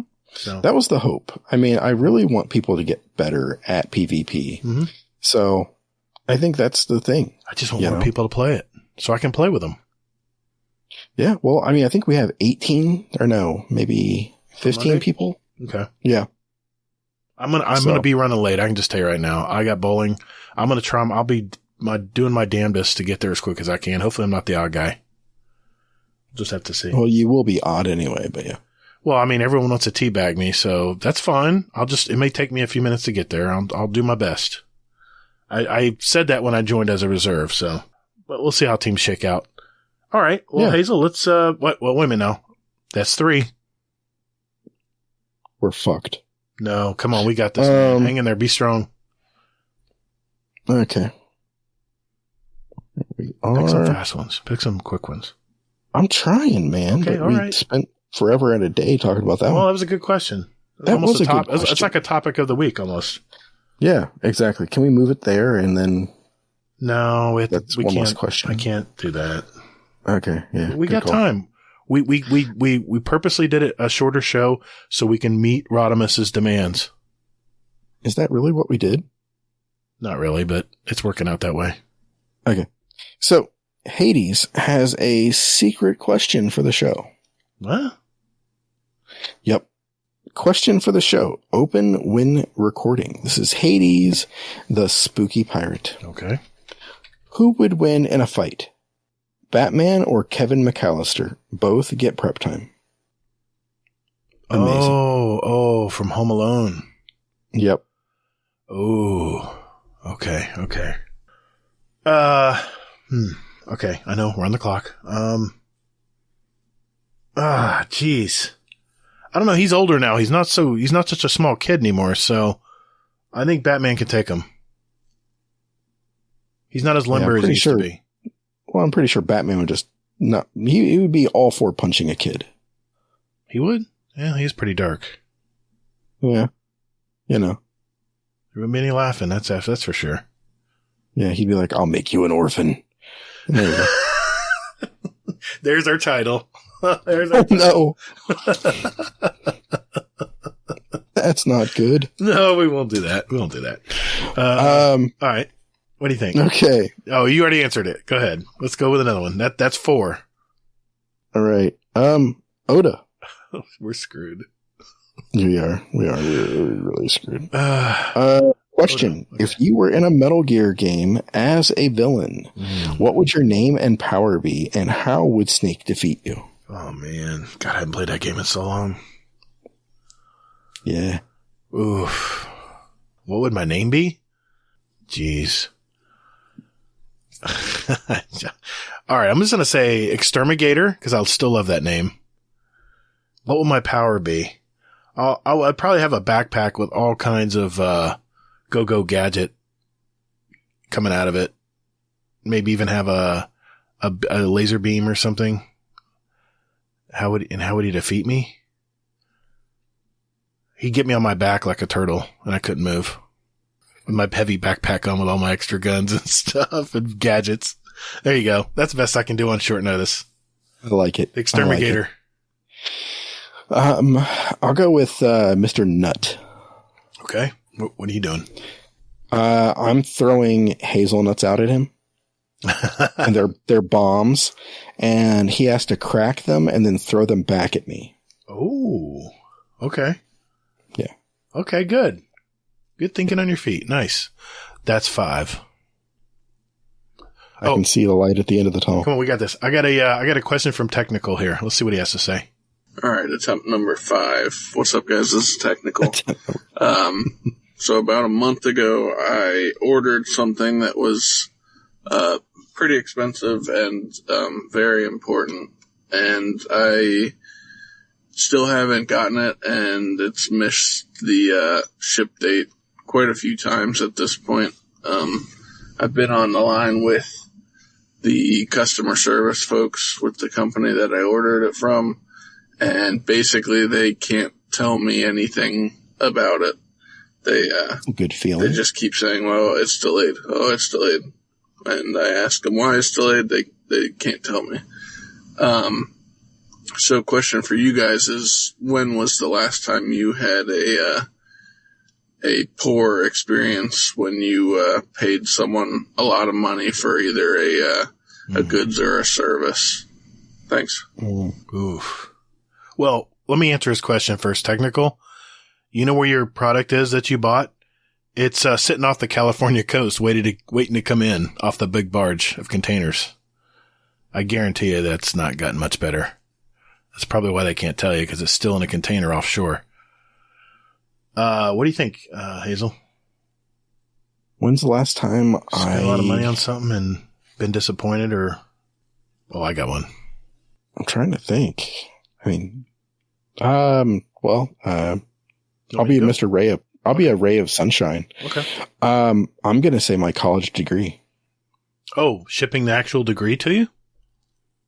No, what? like actually like going to college and paying money for it. Okay. Oof, that went over my head. Sorry. Yeah. Okay.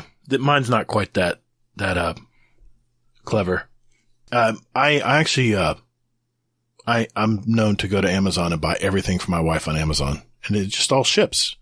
All comes in boxes. I wrap them up and boom, we're done. I hate shopping. If you haven't figured that out yet. I ordered something really nice. It was I'm trying to remember what it was. I think it was either like an Apple Watch or it was the main present. You know, you have your main present at Christmas, the big present that they open last. Yeah. And this is, I hope Amazon doesn't do this anymore, but back then, this was probably 5 or 6 years ago. They would say, you know, they tell you when you buy it, you'll have it before Christmas. You'll have it on the 18th. I'm like, oh, right. Perfect.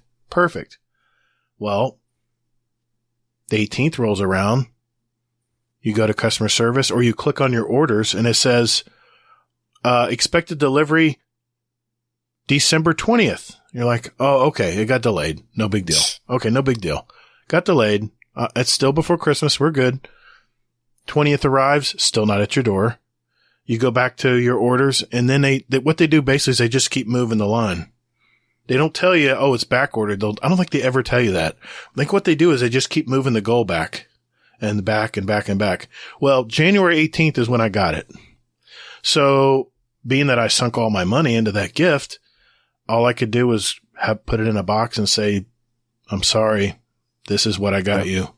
And it won't be here. Here's a picture. It won't be here until the after Christmas. Sorry. That is such a bummer, man. I hope that they don't do that. They don't do that anymore.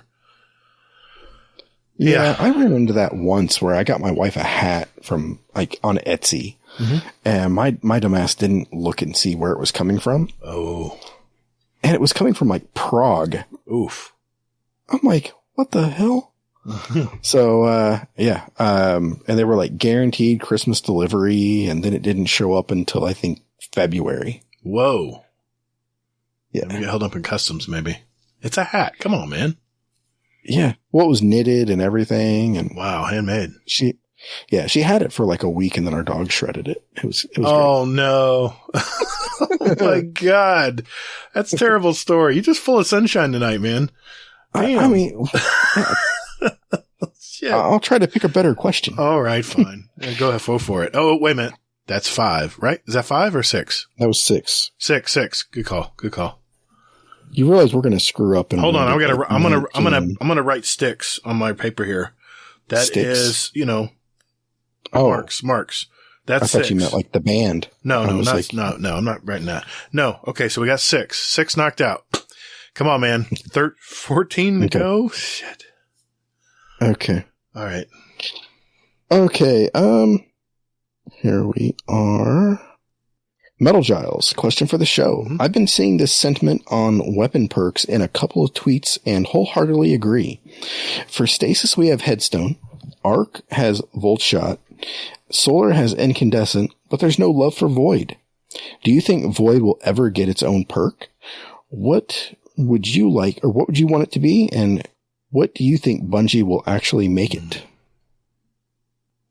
Good question. What was the perk what was that perk we had? Wasn't it Volatile? Volatile. That's what I was just looking it up on my armor. It was Volatile rounds were, that was a perk on a couple seasons ago on the season pass. Oh, that was a seasonal mod. It was a seasonal mod. If they put that on the actual class, yeah. I mean, they have no, don't get me wrong. They have a fragment that does do volatile, creates volatile, rounds, but it's very conditional. Whereas the other one was very, very easy to proc. So yeah, that's what I would say. Volatile rounds. Yeah, I'm looking to see what it is here. I'm like, there's invisibility, devour, weaken. It's not an aspect. It's a fragment, I think. I'm trying to, you know what? Can I look it up on my armor here? Let's see. Explosion. Let's see here. Suppress. That's another one. Yeah, I don't use suppress a lot. I end up suppressing myself usually. It sounds like a personal problem. It is. Yeah, volatile. Echo of instability.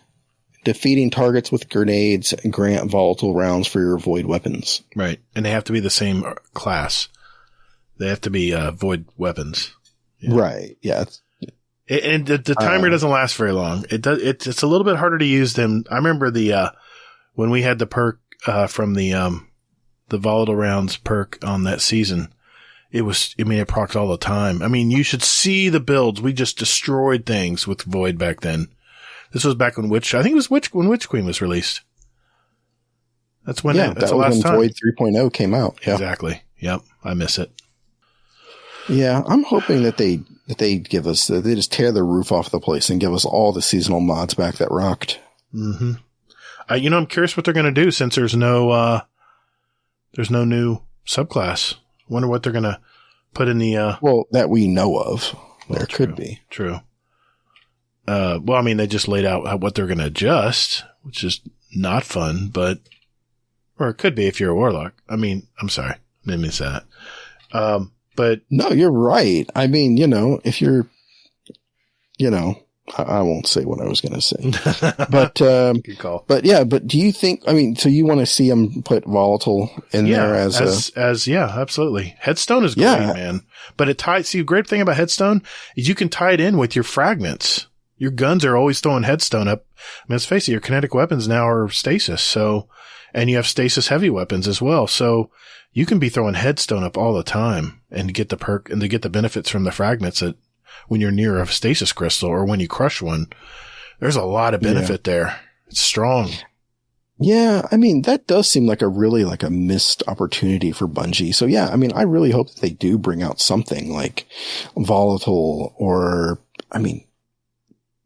I just think that that's the way to go. That would be amazing, I think, because volatile seemed even more like deadly than incandescent and everything else. Right. All right. That's 7. Okay. Ooh, that's a really good one. Okay. I'm going to skip this one. I'm going to go to this one real quick. Mm-hmm. SV6 Mad. Question for the show. Favorite season you played? That's easy for me. It's the initial season of Witch Queen. My favorite. What about you? What? Favorite season you've played? Season of the Risen? Yeah, the very first season that came with the actual release of Witch Queen. Because it was Void 3.0. We just talked about it. Oh my God, man. Yeah. As a Void Lock, that was my favorite season because it just unlocked all kinds of destruction if you were a Void subclass. Oh my God. And not to mention that tied in kinda with the Witch Queen story. I loved it. You need help. With Keitel. You need help. Why? Why? Well, what am I wrong? Where am I wrong? All right, smart ass. What's your answer? Well, I had 2 that came to mind. My first thought was Season of the Splicer. Okay. Yeah. I loved everything about that. You played the hell out of that activity, I remember. I did, yeah. I even got the solo thing for it, for doing the last one solo and everything and not dying. Mm-hmm. That was my first thought. And my second thought was Season of Opulence. Oh, good answer. That was a great season. Yeah. Okay. Yeah. I got to admit that was good. Season of the Risen. This fucking guy. I like Risen. All right. This guy. That is 8. 12 to go. Can you grab one more? Yeah. All right. Hades, the spooky pirate. Question for the show. When should festive music start? Oh, you mean holiday music, right? What I mean by festive? Yep. Not till after Thanksgiving. I'm not a big believer in celebrating anything Christmas-wise until Thanksgiving is done, because you're pooping all over Thanksgiving. Let's give it its due, and then the day after, hell, even that night, go ahead, crank up the Christmas music. We always it's a tradition. My wife and I both get all of our Christmas stuff out the very day after Thanksgiving. Do I look forward to it? No, because I'm full of food and I'm tired. But she tells me to go up in the attic, and I do it if I want to stay married. So, yeah, that's a thing. Mm-hmm. I agree. The day after Thanksgiving. Yeah, give it its due. Wait a minute, is that another one? Does that make 9 now? You got to help me keep count. You got to help me keep count. If we get off by 1, he'll get us on a technicality, and we'll have to change our names. Well, his ass is already counting these. Yeah, I'll make sure. If we have to add one in later, I'll make sure we do. I'll edit that out. Speaking of Rodimus, we got a question from him. Thanks, Rodimus, for sending your question in. Well, good morning, the two of you. So I'm going to lay out a challenge for you. If you can get through 20 questions in today's episode, I will let you change my name for a week on the Wait, does he ask a question? He might ask a question in there. We can answer it. I don't think he does. Well, good morning, the two of you. So I'm going to lay out a challenge for you. If you can get through 20 questions in today's episode, I will let you change my name for a week on the Discord server, and I won't complain one bit about it. So what do you think? You game? So what do you think? But if you can't answer 20 questions, I get to change both your names for a week. So what do you think? He did ask us. He did ask us a question that does count, and yes, we're up for the challenge. Thank you, Rodimus, for your question. That makes 10. Thank you, Rodimus. We didn't answer it initially, right? Or we did, but we didn't count it as a question. Yeah. Well, then we're 1 ahead then. Good. All right.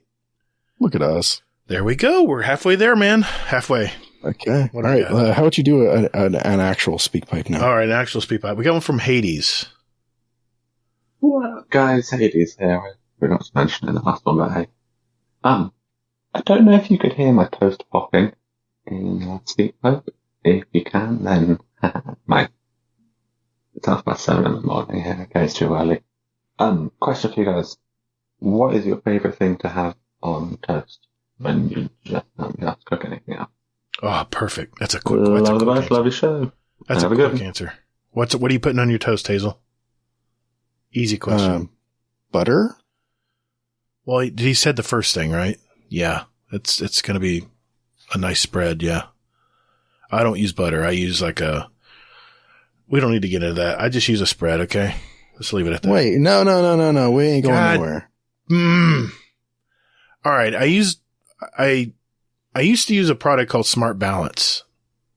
And it has olive oil in it. It's very good. It's very good. I like stuff with olive oil because it keeps my skin from drying out and stuff. And natural oils and unsaturated fats are very good for you. So I try to get olive oil in my spread, and I don't do full fat butter. And now, granted, it's very high in calories. It's like 60 calories per tablespoon. I know it doesn't seem like a lot. We used to use that, but then we just went to Kerrygold. Okay. So that brings me to welcome to the Buttercast. Yeah. I now use, Soyonnaise? No, almost as bad. My wife has turned me on because it was always sold out when I went to the grocery store. Good place to pause. My wife turned me on. Okay. Yeah.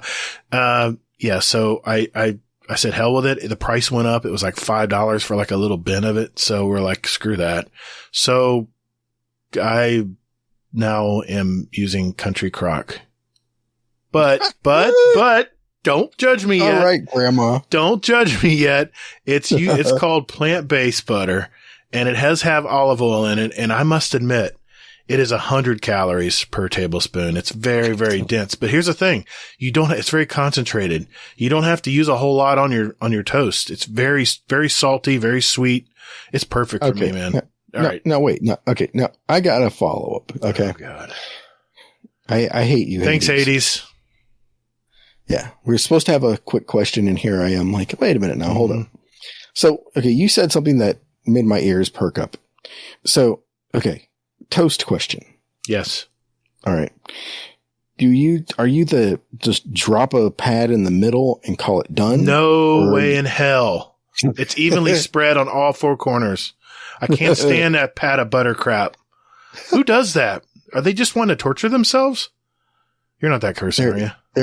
No. No. It goes on it is spread perfectly evenly because I want to taste every bit of butter in every bite of my toast. I'm a big toast guy. Or a whole wheat bagel, same way. Here's what I do. Okay. This is way too personal. I love whole wheat bagels. And they're very hard to find because there's someone else at the grocery store that loves them as much as I do. So I go there on a different day because I know when they're shipped. I know when they get them in the store. And the bread guy puts it in the same place, kind of hidden every week. And I scarf them up. And I know the guy curses me out or gal, every time I grab those. It's the last two always. Long story. We don't need to get into it, but I put the same butter on. But what I do is I do 3/4 spread of the butter product. And then I put on that little quarter, I put on a nice dollop of cream cheese. It can be, garden vegetable based. It could be even blueberry based is really good. If you've never tried it, it's really good.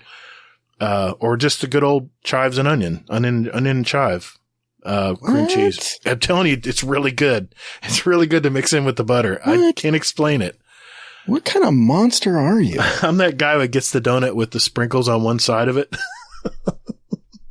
That's me. I'm that guy. All right. What do you first thing you put on your toast? You already mentioned it, didn't you? It was the butter. Yeah. Yeah. And you don't dollop the butter. You spread it. Yeah. And, heathen. I'm not talking to you. Exactly. I'm talking to the people out there who do it. Yeah, exactly. I'm not a monster. All fired up. Hades. All right. What else? Oh, whoa. That was 11. I got my pen. That was 11. All right, Hazel. What do we got? 9 to go. Trash Panda. Question for the show. What exotic would you rework and how would you rework it? Each class. I'm guessing armor? Exotic would you rework? Each class? Oh man, that's a long question. Would you rework? Okay. Okay. How about this? How about you take Warlock? Okay, gotcha. And I got Warlock down. I'll take Hunter, and then we'll both take Titan. Sounds good. You have your Titan, and I'll have my Titan. Okay. Fair enough. I got Dim open. Let me get to the exotic. The exotic that I think is the most useless exotic on a Warlock is the Apotheosis Veil. It is the weakest exotic helmet you can ever put on your Warlock. And what does it do? It immediately regenerates health, melee, and grenade and rift energy upon activating your super. So you have to use your super, which is your most important ability, to fully recharge your other little minor abilities. That's the stupidest thing I've ever heard. Nearby allies, of course, recharge class abilities faster. So there is that bonus. But this is not synergistic at all. It's making me waste my super just to get an immediate recharge on my things that I get recharge rates so quickly on. It makes no sense. How would I change this? Damn. It's easy to bitch about it, but it's not as easy to fix. Okay. I would say, how about the other way around? The faster you use your rift, let's just say you have to use all three. Your rift, grenade, and melee ability will not immediately, but maybe give it like a 50% boost to your super. That is synergistic and makes sense. The other way around makes no sense. Apotheosis Veil. Look it up. It's a stupid exotic. I have 2 of them. In fact, I'm getting rid of one right now. It's going away. All right, Hazel, you got Hunter. What's up? Part of me wants to be funny and part of me wants to be serious. The one that has always sort of been I've always just been ugh, every time is, I gotta go with Lucky Raspberry. Yeah, I don't use that either. Every time. I mean, part of me wants to try it now in Arc 3.0, but I don't know. It just, every time, it just seems very meh. See, increases the chaining of capabilities of Arc Bolt Grenade and has a chance to recharge each time it deals damage. A full chain always recharges. So it's a chance thing. That's kind of sucky. Yeah, but it doesn't even buff anything. And it's the arc bolt too, so it's not even like that good of one. Arc bolt grenades. Yeah. Oh, and I'm going to get hit on that. Fine. Roast Gator this week. But yeah, so I mean, arc bolt is that even still in the game? Yes, it is. Oh, my bad. Come on, man. You're going to piss somebody off.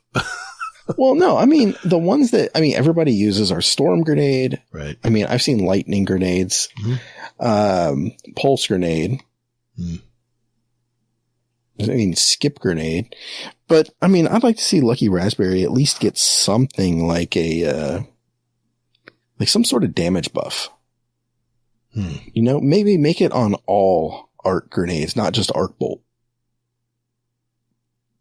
That'd be kind of fun. Mm-hmm.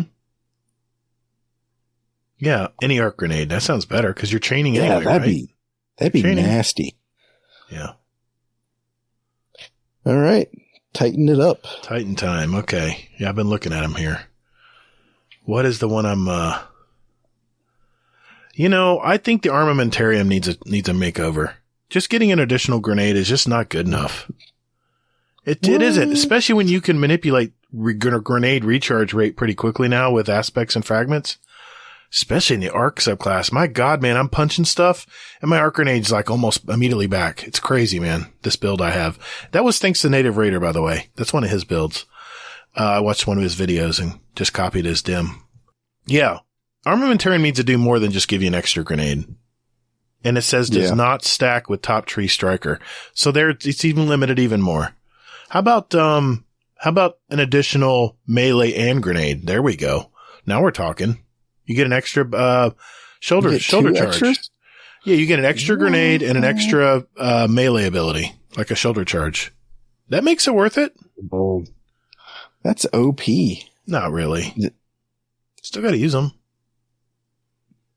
Yeah. But see, here's the thing, Hazel. We have so much power now with recharge rates being manipulated with this new UI now, this new layout, the way aspects and fragments are, that you can instantly get a lot of your stuff back anyway with the new Arc 3.0 now on Titan. Titan is just fun, man. Titan is the county fair right now. I just want to jump in and just do everything with it. County fairs. I used to love county fairs, the rides and stuff. Yeah, that's my answer. Armamentarium needs a workover. Let's add an extra melee charge. I can understand that. Mm-hmm. What do you got? I'm going to go with everybody's favorite, Eternal Warrior. Eternal Warrior. What is that? It's the stone face. Gotcha. Yeah. I got it in my vault. Exactly. Hold on, I'll grab it. Yeah, it's like, has to do with the slam, right? The overshield. Yeah, Fist of Havoc, gain an overshield while doing it. Yeah, I gotta admit. I'm sorry, go ahead. It's your choice. It's just very meh. It needs something with it. Like maybe like it gives you an overshield before you die.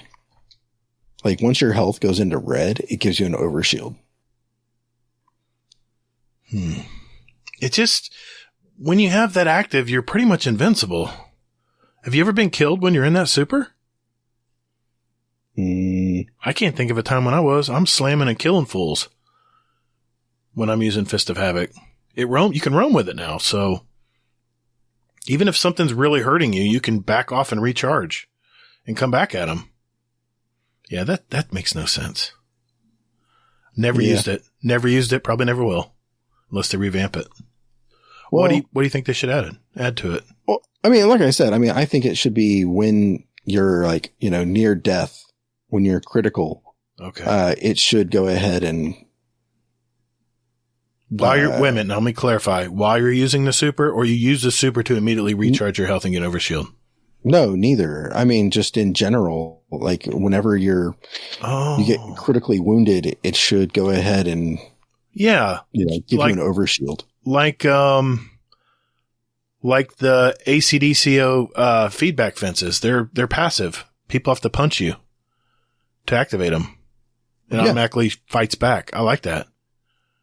Yeah, and I mean, it has a cooldown. Maybe put a cooldown on it of like, Sure. So people don't spam something. it. Yeah. So. Nice picks, man. Those Bungie, get on it. Let's go. All right. That is 12. 8 to go, man. 8 to go. I got a speak pipe. It says, "Oh, hey, redneck."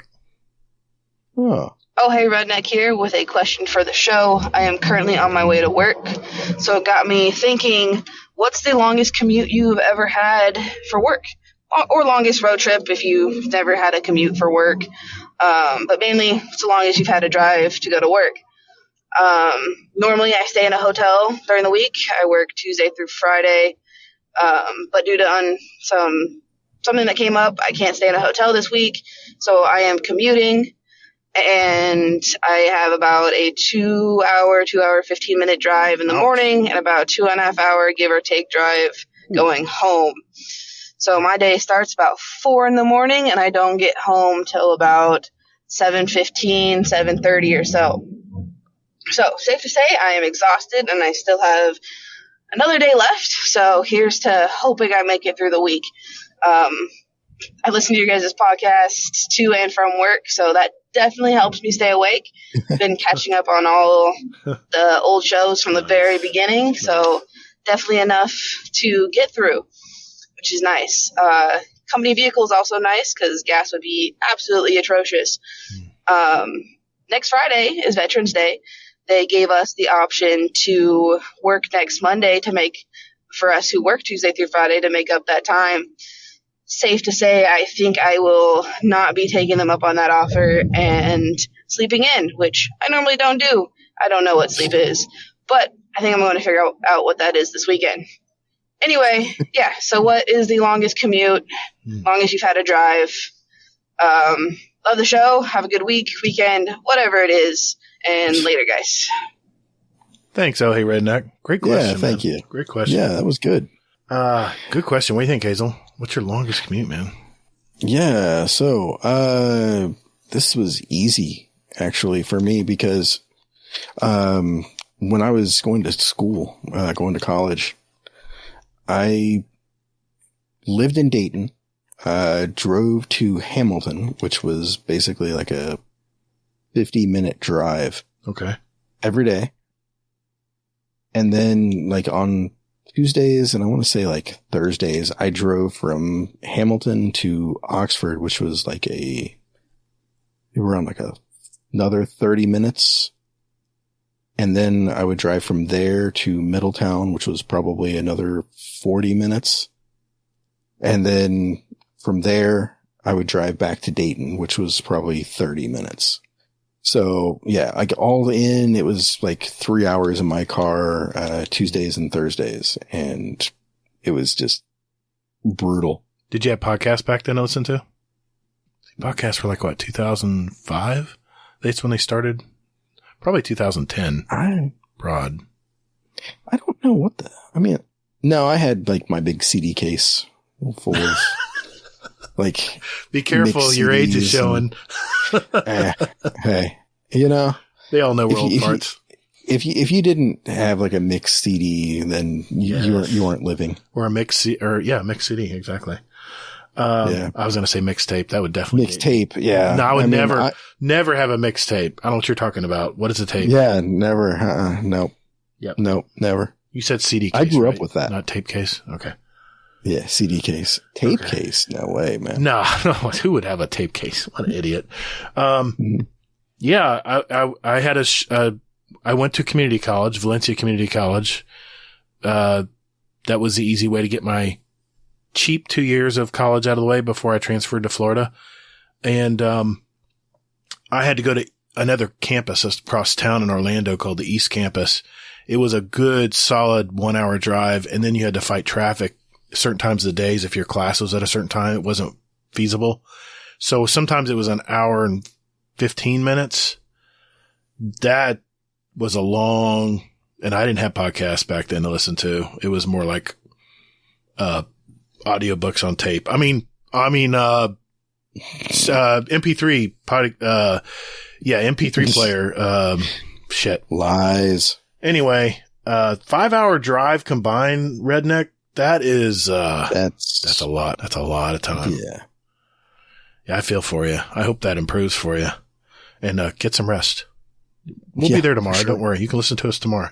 Just sleep in. Just, you know what? Just put your head down now. Don't even finish this. Unless you're driving. Well, yeah, definitely not. She said she was sleeping in. All right, never mind. Thanks. Oh, hey, Redneck. Hazel? Oh, yes. Wait a minute. Hold on. That is 13. 7 to go. We got this, man. We got this. Okay. Drafty asks a question that I think has already been asked, but he puts a little spin on it. What NPC would you put in an activity so you can beat up on them? And what activity would it be? Example, Devrim as a strike boss. Okay. Activity you can beat up on them. Don't we all want to beat up Drifter's girlfriend right now? Eris? Isn't she kind of acting a little sketch right now? No. You don't think so? I was looking at the lore on her. What is your deal? She's been manipulating Drifter lately. What? All right, fine. Baby fallen? I'm going to get a lot of love. I'm going to get a lot of love. No, I was just kidding. No Smallin were involved in this beating up ritual. Damn. NPC. I am horrified. I'm going to,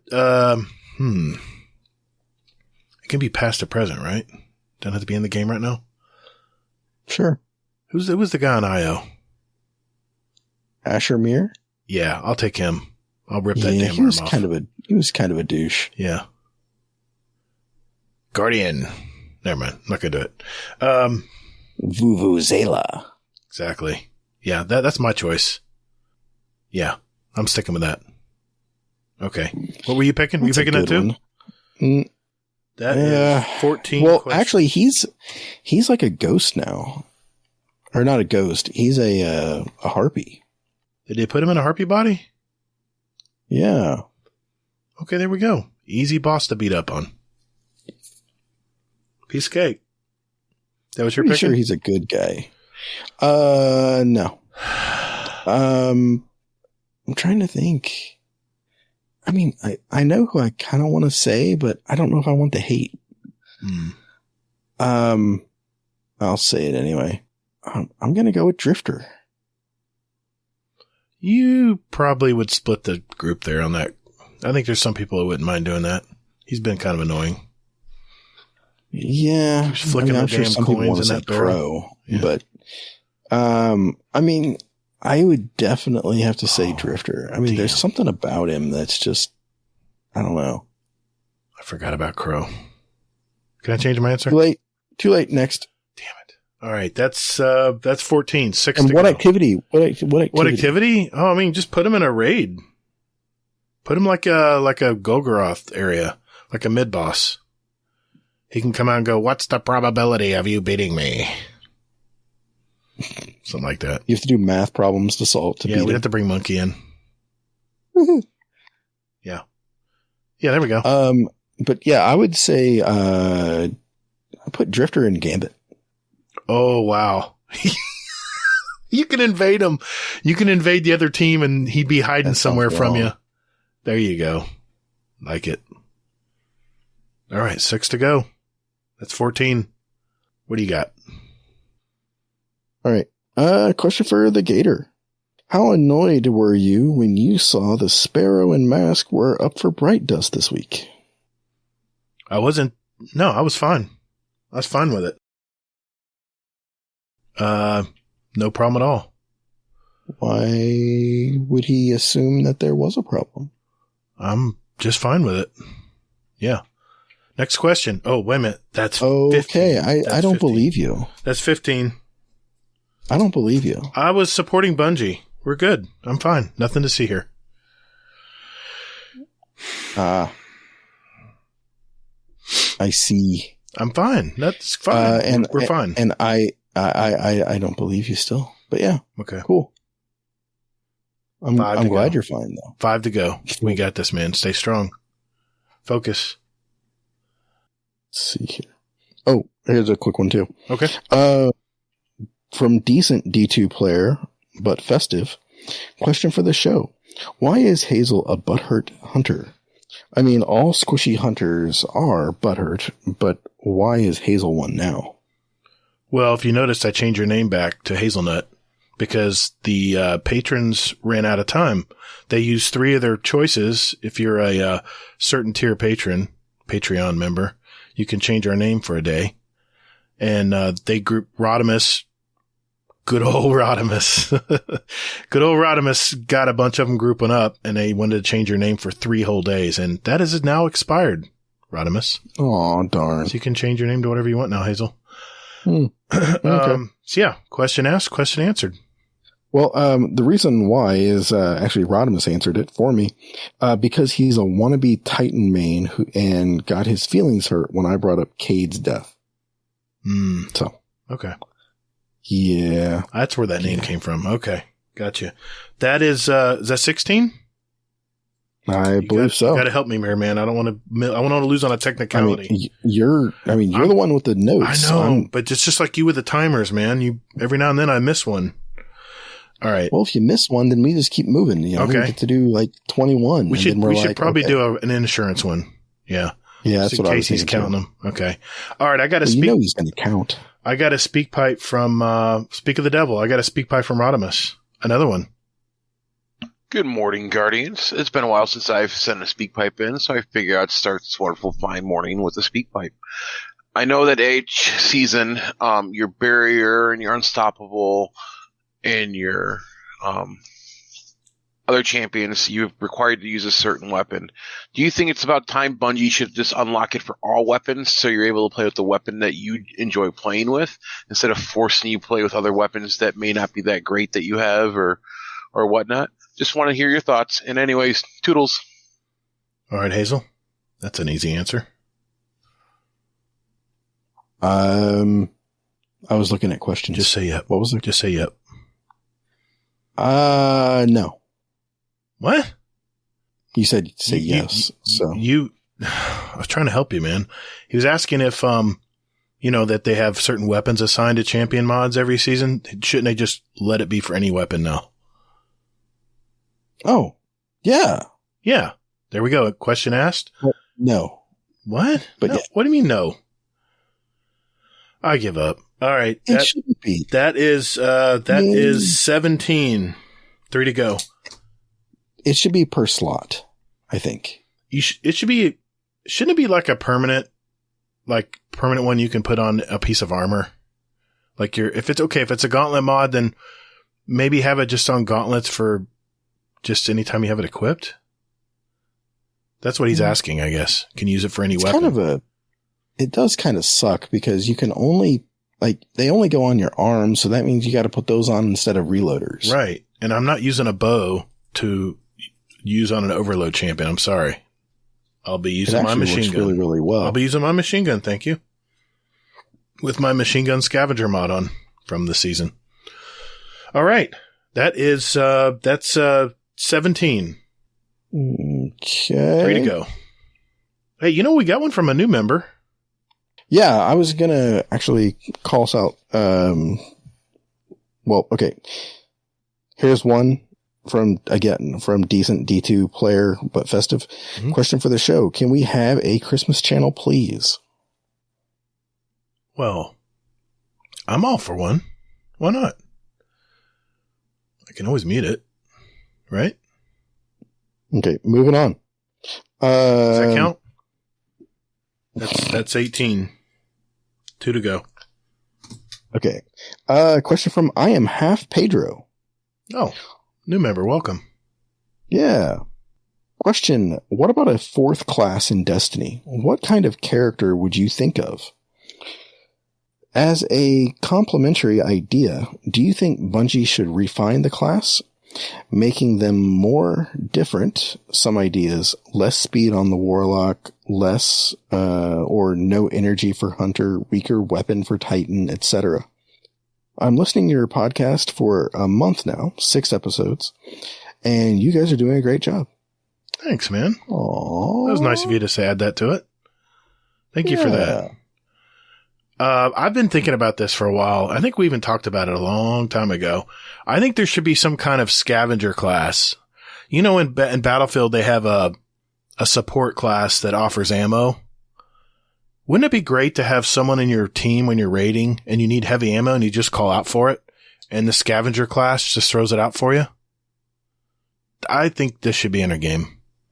Instead of worrying about finding bricks, you literally have a guy on your team or gal that you ask for it and it's part of one of their special abilities that can throw out a heavy ammo brick for you. You can pass them out like tokens before the encounter starts or whatever, you know, if you don't, have a recharge stave. Be kind of cool, actually. That's actually isn't that a good idea? I actually came up with a good idea. I'm patting myself on the back right now. I can tell. Okay.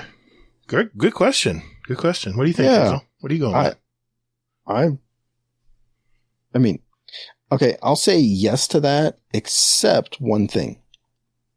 It has to be a fallen. Oh, great idea. It has to be an Elixni. That's a great idea. Because they're like scavengers anyway. Yeah. They are. They make do with what they have. Yeah. You can have like a small one and like a backpack too. Just as for effect. Like on his back, her back. Yeah. You're sick. Don't throw the baby. Thank you. I am half Pedro. Thank you, sir. Thanks for listening, by the way. Yes, thank you. That sir is 19. Let's do 2 more just in case he's counting. Yes. All right. Oh, okay. We'll go out on SpeakPipe. Good. Okay. But, fun fact, I do want to do another question as well. Go for it, man. So Sauced Waffle, question for the show. Why is the Goop Troop the best raid team? And why is Gatr not part of the Goop Troop? Good question, Sauced Waffle. That's probably why it's probably, might fit right there, actually. I just want to be part of the Goop Troop, man. How'd you get that name? Yeah. How'd you get the name Goop Troop? I'm just curious. You had to be there. Damn it. Yeah. Sorry about your luck. All right. But he says, LOL, in all seriousness, do we think that the new raid coming with the Lightfall will be a long one like Last Wish or a shortish one like DSC? I think that the raids going forward are going to be like the raids they have now, post Destiny 1. They're going to include where everyone has to do their job or the encounter fails. I think they're sticking true to that. I don't think it's going to be putting baby in a corner anymore and letting them just shoot ads. I think it's going to be all hands on deck, and I like it. I like the fact that everyone is involved, and I must admit, I like the attitude of our, I've been in some of the raids too with like Toll and Sauced Waffle. I love how they jump in and want to learn a new job, I like that. Good attitude. So yeah, I don't think it's going to change at all. I think we're still going to be role based and everyone will have their thing they need to do. It'll be about lengthwise. Yeah. Thanks for answering the actual question. Yeah. Sorry. I had to throw my opinion in there. Shortish. Don't know. No more Last Wish raid links, please. It's the one raid I avoid because it takes so much of my night to do it. And I know there's people out there that can get through it in an hour and a half. I know. I see you out there. But for me, it just doesn't happen that quick. The encounters are just take a little time, especially if you have a new member in there. Yep. Thanks, Sauced Waffle. What's your answer, Hazel? I think it's going to be the same length as Vow. I think that's going to be the common length for all raids, I'm guessing. And that is perfect. Because if it goes any longer, then it's like, ugh. Because I even kind of have that feeling about King's Fall. It's like King's Fall's just a tad bit too long. Yeah, maybe. I like King's Fall, though. It's just one of my favorite raids. I'm biased. Yeah, I mean, I like it too. It just goes on just a tad bit too long, though, for me. So the question I wanted to ask actually was Magic Mike. Mm-hmm. Speaking of Lightfall and raiding, question for the show. If you guys were in charge of making the next raid for Lightfall, what would the enemy be? Where would it take place? And what would be the steps involved in it? Oh, man. That's a loaded question. What would the enemy be? Where would it take place? And what would steps be involved in it? Yep. Gosh, that's so much speculation. I know what I want to say. Please. I need to think on this. Okay. So, I think that it's going to be, if we're going with this, my idea, I know I just said I want like a medium-sized raid, but this will be a long raid. And I want it to be like an actual MMO kind of raid where you actually have to get like power from the raid, like get like drops from it. Mm-hmm. So that way you can go on and continue more. Like build your power as you progress through the raid through each encounter. Yes. And it might take like a week or two to actually beat the raid. That's a great idea. I like that. I like that mechanic. So that would be one idea there. But I'd want to say that I want a 7-part raid. And it would be putting together Nezarec so we can kill him. Oh, yeah. That's right. That's part of the lore. Because did you know what Nezarec did? I was just starting to read I was just starting now to read. I'm not in the full lore yet, but I've heard things and I've got it drawn up, ready to read it and get into it. In other words, no, I don't. Do you want me to tell you? Can you tell me? Okay, so spoiler warning here. Apparently, Nezarec is the reason for the collapse. What? Yeah. Really? What, did he bring darkness? What the hell? Did he invite darkness into the world or something? I guess, yeah. I didn't really Well, we need to kill that fool. Yeah, exactly. That's why I'm saying, let's have a 7-part raid. I mean, and let's put him together and then we can go ahead and kill him. Isn't that? Yeah. Yeah. I like that idea. I don't think I can come up with anything better than that. Because that ties in the Nezarec thing with all the containers that we've been gathering this season. Yeah, That makes sense. Wow, I didn't know he was that evil. Jeez, man. Now, I've heard speculation that via Nezarec we're going to revive Osiris, or Osiris is going to snap out of whatever funk he's in right now. Do you believe any of that? I have no idea. I don't either. I mean, I just heard side talk about it. I even heard a rumor that they were going to bring back, what is it? What was the one that, the special that, warlocks used to have where they could revive? Oh yeah. Reincarnate, it was called Radiant, I think. Radiance? It was called Radiance. I'm pretty sure. Was it Yeah, Radiance, yeah. Mm-hmm. So, but I've heard talk that he's gonna use Radiance and come back. Oh man, please bring back Radiance. Then when everyone's dead and everyone is saying, okay, just wipe, and you pop up and revive and chain revive everyone. Save the day. Hero moment. Yeah. Yes and no. All right. Is that the one you want to end on? Before the speak pipe? Yep. All right.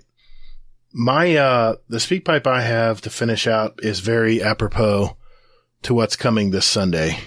And no one will know about it until it already happens. I'll just let Hades talk about it.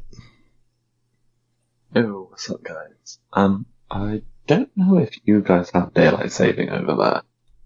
Probably could put a solid 30 seconds research and figure that out, but hey, I think we're recording now.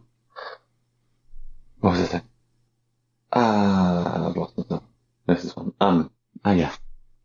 So, if you haven't got daylight savings, basically, clocks jump an hour ahead in the summer, because the sun comes up far too early. Jump an hour back to normal time in the winter. Autumn. That happened this weekend. So I'm sat there on the sofa, drinking coffee, and for some reason my phone's calendar decided to keep everything at the right time instead of moving it an hour. So it pops up and says, hey, you start work in 20 minutes at 8:30 on a Sunday. I don't think it through and just panicked. Luckily happened to have the Rotor app on my phone. So I look and realise that actually I start work at 9:30 on a Sunday, which is still far too early. But yeah. Yeah, too early in the morning.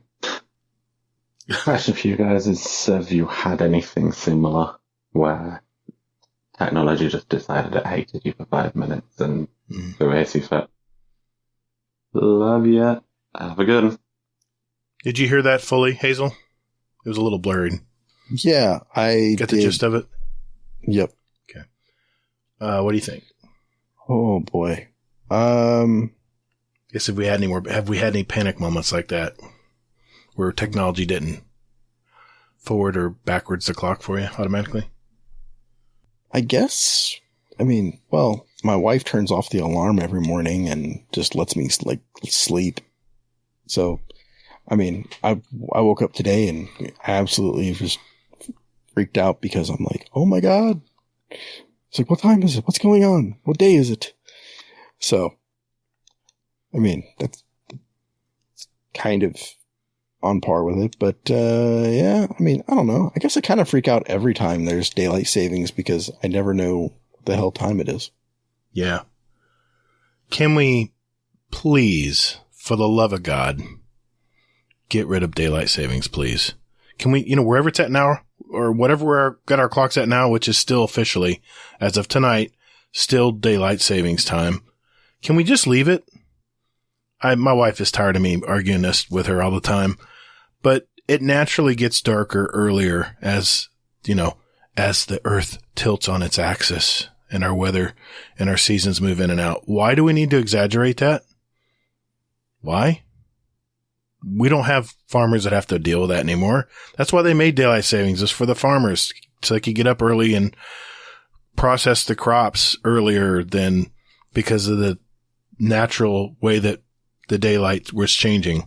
Can we just leave it alone now? Everything's automated in farming now. They just press a button and sit in the seat. I'm sure. Okay, I'm going to just get roasted this whole show. I don't care anymore. Well, there's actually a bill in Congress that's... I heard it's not. I got a news thing saying it hasn't gone anywhere. That it's not looking good for them changing it. I got a tweet about it today from some news agency. Yeah. Interesting. So, yeah, I know. I think they should get rid of it.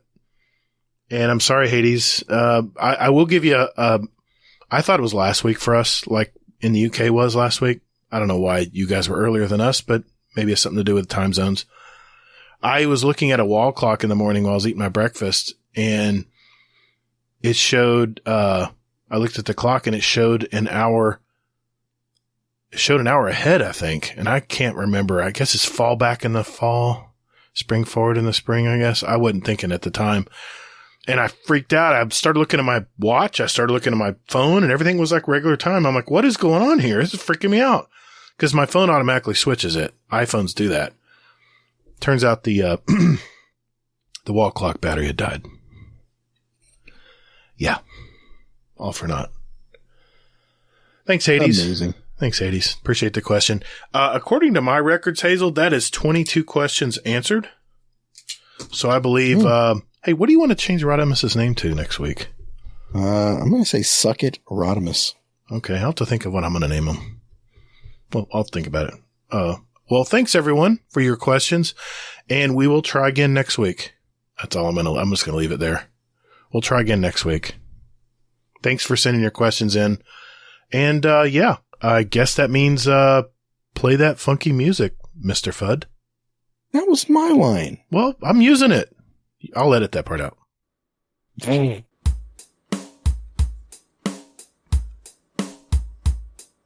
Guardian Downcast. Guardian Downcast. Yeah, Guardian Downcast. This is an intro. Guardian Downcast. Guardian. Not copyright. Guardian Downcast. And a guitar solo.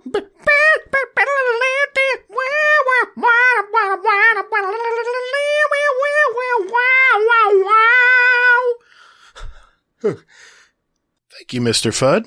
It's been a while since we've heard from you, buddy. It's good to hear from you. This is the final segment of our show, folks. This is where we pick our song for our award-winning, thank you, Xanafan711, Guardian Downcast show playlist. Just a little sample of what Hazel and I like to listen to, and we invite you to listen to it as well. Just search for Guardian Downcast show playlist on Spotify, and it's also on Apple Music now. I know I keep saying iTunes. That's so outdated. It's Apple Music. The playlist is there as well. We have the links in our show description right below you there on your app. So join it. Join up on it and see what we add every week. And I'm going to throw it to you, Hazel. What did you pick for this week, man? Okay. So I actually started a new podcast. Okay. And it's called Old Gods of Appalachia. Whoa. What's this about? It's a horror anthology podcast. Damn. And it is it's kind of dark. It's about a fictional Kentucky, basically, and Appalachia area. So yeah, it's very dark and very like old school country kind of vibe and that kind of thing. But I really, really like it. It's fun. I made it through like, I think 5 or 6 episodes today. So nice. So yeah, if you're into scary stuff, check it out. But I'm adding a song from there called God's Dark Heaven by Those Poor Bastards. Okay. Very nice. Thank you. Good deal. Okay. For this music pick, I chose a pop rock, kind of alt rock singer. She's pretty well known, but probably not for what you think. She has a new album out called Coping Mechanism. It's brand new, 2022. She's got a fantastic voice, and it's something very fresh that I haven't heard in a while, at least from this old guy. She was born in LA in 2000. She made an appearance in a popular movie back with her father in 2008. In addition to her parents being actors, her older brothers, I should say, are both actors as well. So it's a very talented family. Her dad made news recently at some awards show that no one watches anymore, at least according to Hazel. Give up. Her song is called Curious Furious, and it's Willow Camille Rain Smith, otherwise known as the daughter of Will and Jada Pinkett Smith. And she just goes by the name Willow. Check out this song. It's a really upbeat song. I like it. I thought you liked that part about the award show. Throwback. Uh-huh. We have some announcements we need to mention here, Hazel, before we go. Anything you need to mention for the community? So we have scrims that are going to be coming up on the night that this releases, actually. So be on the lookout for that. If you want to get in, definitely more people, the better. And also keep in mind, okay, if just because we have 12 people in there, we can have more than 12 people in a scrim. So this is something we put on. So everybody's like signing up for a reserve. I'm expecting your ass to be there. I love you. It's a lot of fun. It really is. Until you try it, you really just need to join up and just see what it's all about. I mean, worst case scenario, you waste, an hour of your time? You won't, though. I'm just telling you, it's going to be a lot of fun. Well, you can always just say, hey, I got to go. Or yeah, I don't. My wife's calling me. Yeah. Yeah. Exactly. Okay. Last week, we gave out our prize fund for our question of the month, and congratulations to Golden God. He's already got his $25 Amazon gift card. Hopefully he uses that in good, has something he needs to get on from Amazon. But we have a new question of the month, and actually it was inspired by one of our community members. This is from Moose, captain of Laser Blazers. He says, I have a suggestion for the next question of the month. If you had a piece of armor or weapon themed around you or your guardian, what would the flavor text be? I'm curious what kind of creative answers we get here. We need all your answers by Wednesday, November 30th. That's on episode 176. Hazel and I will play all the answers from our speak pipes, our voicemails, and we'll also include answers from our Discord, which you can go to our question of the month channel in our Discord and leave your answer there, and we'll make sure to pin it so you're included in the drawing. And what is that drawing, you say? It is a $25 Amazon gift card. We pass one out almost every month. And you'll be entered into that drawing. And then our SpeakPipe answers will be entered into 2 additional drawings for podcast merch. And if you have ever been interested in any of our podcast merch, by the way, we do use the store designedbyhumans.com. Search for Guardian Downcast, and you'll see all the little things we have in there. And that is a shout out to Snail Entrails for the artwork on those t-shirts and all the swag out there. So thanks for that. So that is our question for the month. I'm curious what you guys think. I just want to give a shout out to our Patreon members, our Dungeon Champion patrons, Scoot, the Scarlet KM, Oh Hey Redneck, the Crimson Chin, Technical, and Sauce Waffle, and Average Destiny 2 player. And of course, our OG Raid Boss patrons. That would be Jealous and Frostbite for giving back to our community. Thank you very much. Thank you. Thank you all. A quick thank you to all our Patreon members out there. You know who you are. Giving back has really been generous. We do appreciate that. And if if you've gotten at least a little entertainment from what we were doing tonight and you want to contribute, you can go to patreon.com/support Guardian Downcast. And, there's all kinds of different tiers in there. You get a special, I guess, gold embossed role in our Discord automatically. And there's a special little channel for all our Patreon members. No feet pics, please. Thank you.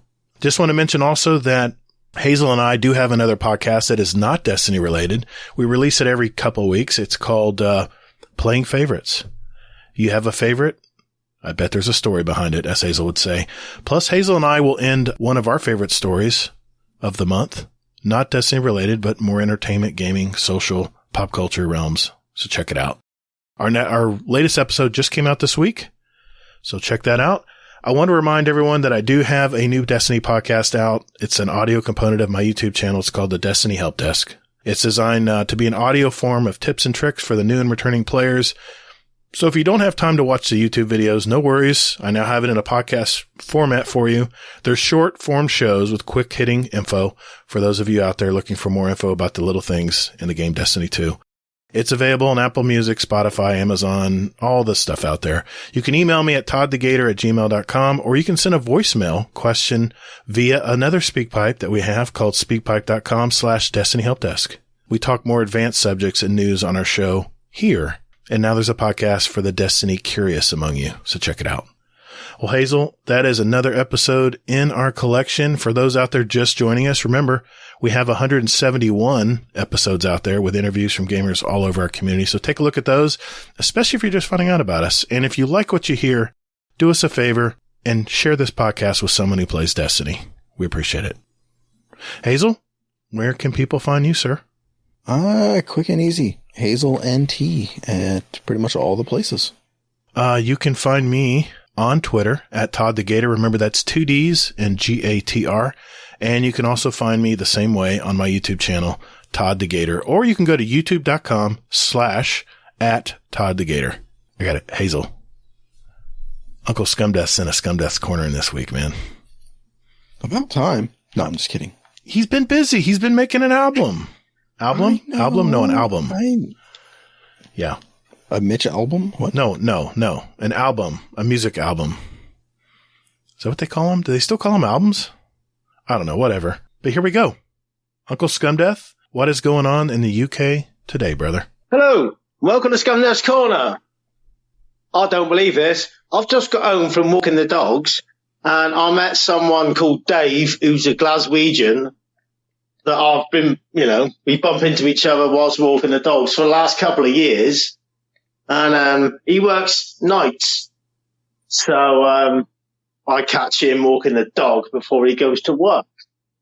And I've seen him today, and I've just seen him about an hour ago, and he's not very well. He's had the week off sick because he's got a cold. So I said, if you're not working tonight, what are you going to do? He said, I'm just going to put the Xbox on and chill out. like, oh yeah, fair enough. What type of games do you play? He's like, oh, I'm a day one Destiny player. And I'm like, are you kidding me? Nice. He's like, what? He's like, yeah, I played the alpha and the beta when it came out. I'm like, are you fucking kidding me? I've known you for years walking dogs. You're a Destiny player. I'm like, mate, I started from sort of day one when it came out. And he's like, yeah, I'm a Titan. And I was like, I'm a Titan. It's like, no way. I cannot believe that this bloke I've been speaking to for a couple of years now is a Destiny player. Sometimes when we meet, we've got nothing to talk about. Oh, Christ. I don't know what to say. It's the first person I've met out of sort of my friends that I've just randomly bumped into a Destiny player. And I said, what level are you? And he's 1594. And I'm like, Jesus. Great. He's on Xbox, but we can share play. That's right. So I shall be calling him in for a bit of Destiny action. Can't believe it. Class. Anyway, I had to just have that little red rant.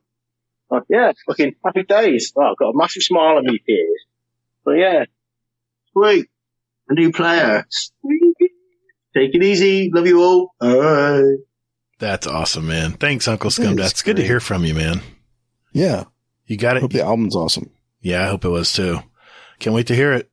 And, yeah, it's kind of funny. You, wear a Destiny t-shirt out in public and you lock eyes with another dude out there who's playing, or girl. I can't stare too long because I'm married, but, yeah, and you just kind of give that nod like, yeah, Destiny. It's like never mind. I'll edit that out. Hey, everyone, do us a favor. If you're playing the game, take a break, get outside and touch grass, stretch your legs, get some fresh air in those lungs, and continue to be safe. And more importantly, take care of one another. The weight of the world was on your shoulders, and still you triumphed. Marvelous. Thank you all so very much for listening. And later, Guardian. Get toddled. Perfect show tonight, man. We got our 20 questions, too.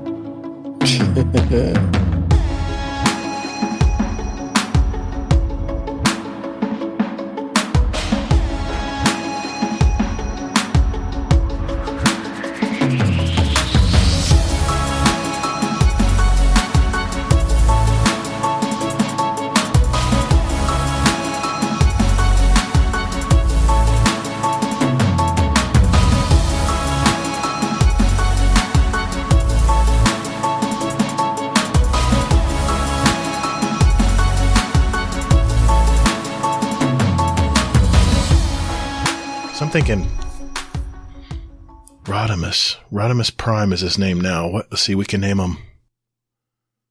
You're just gonna say suck it, Rodimus? That's not for all week. Oh, you're gonna change it every day for a week? Ooh, that's a great idea too. He can't complain about it either. I'm gonna have to think on this. Yeah.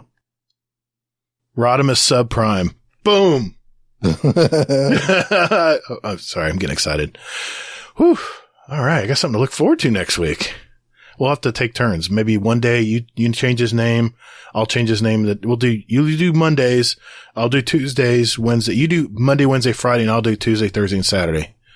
And then, okay. There we go. Perfect. Thanks, Rodimus. Appreciate that challenge, buddy. Good work. You're doing good work.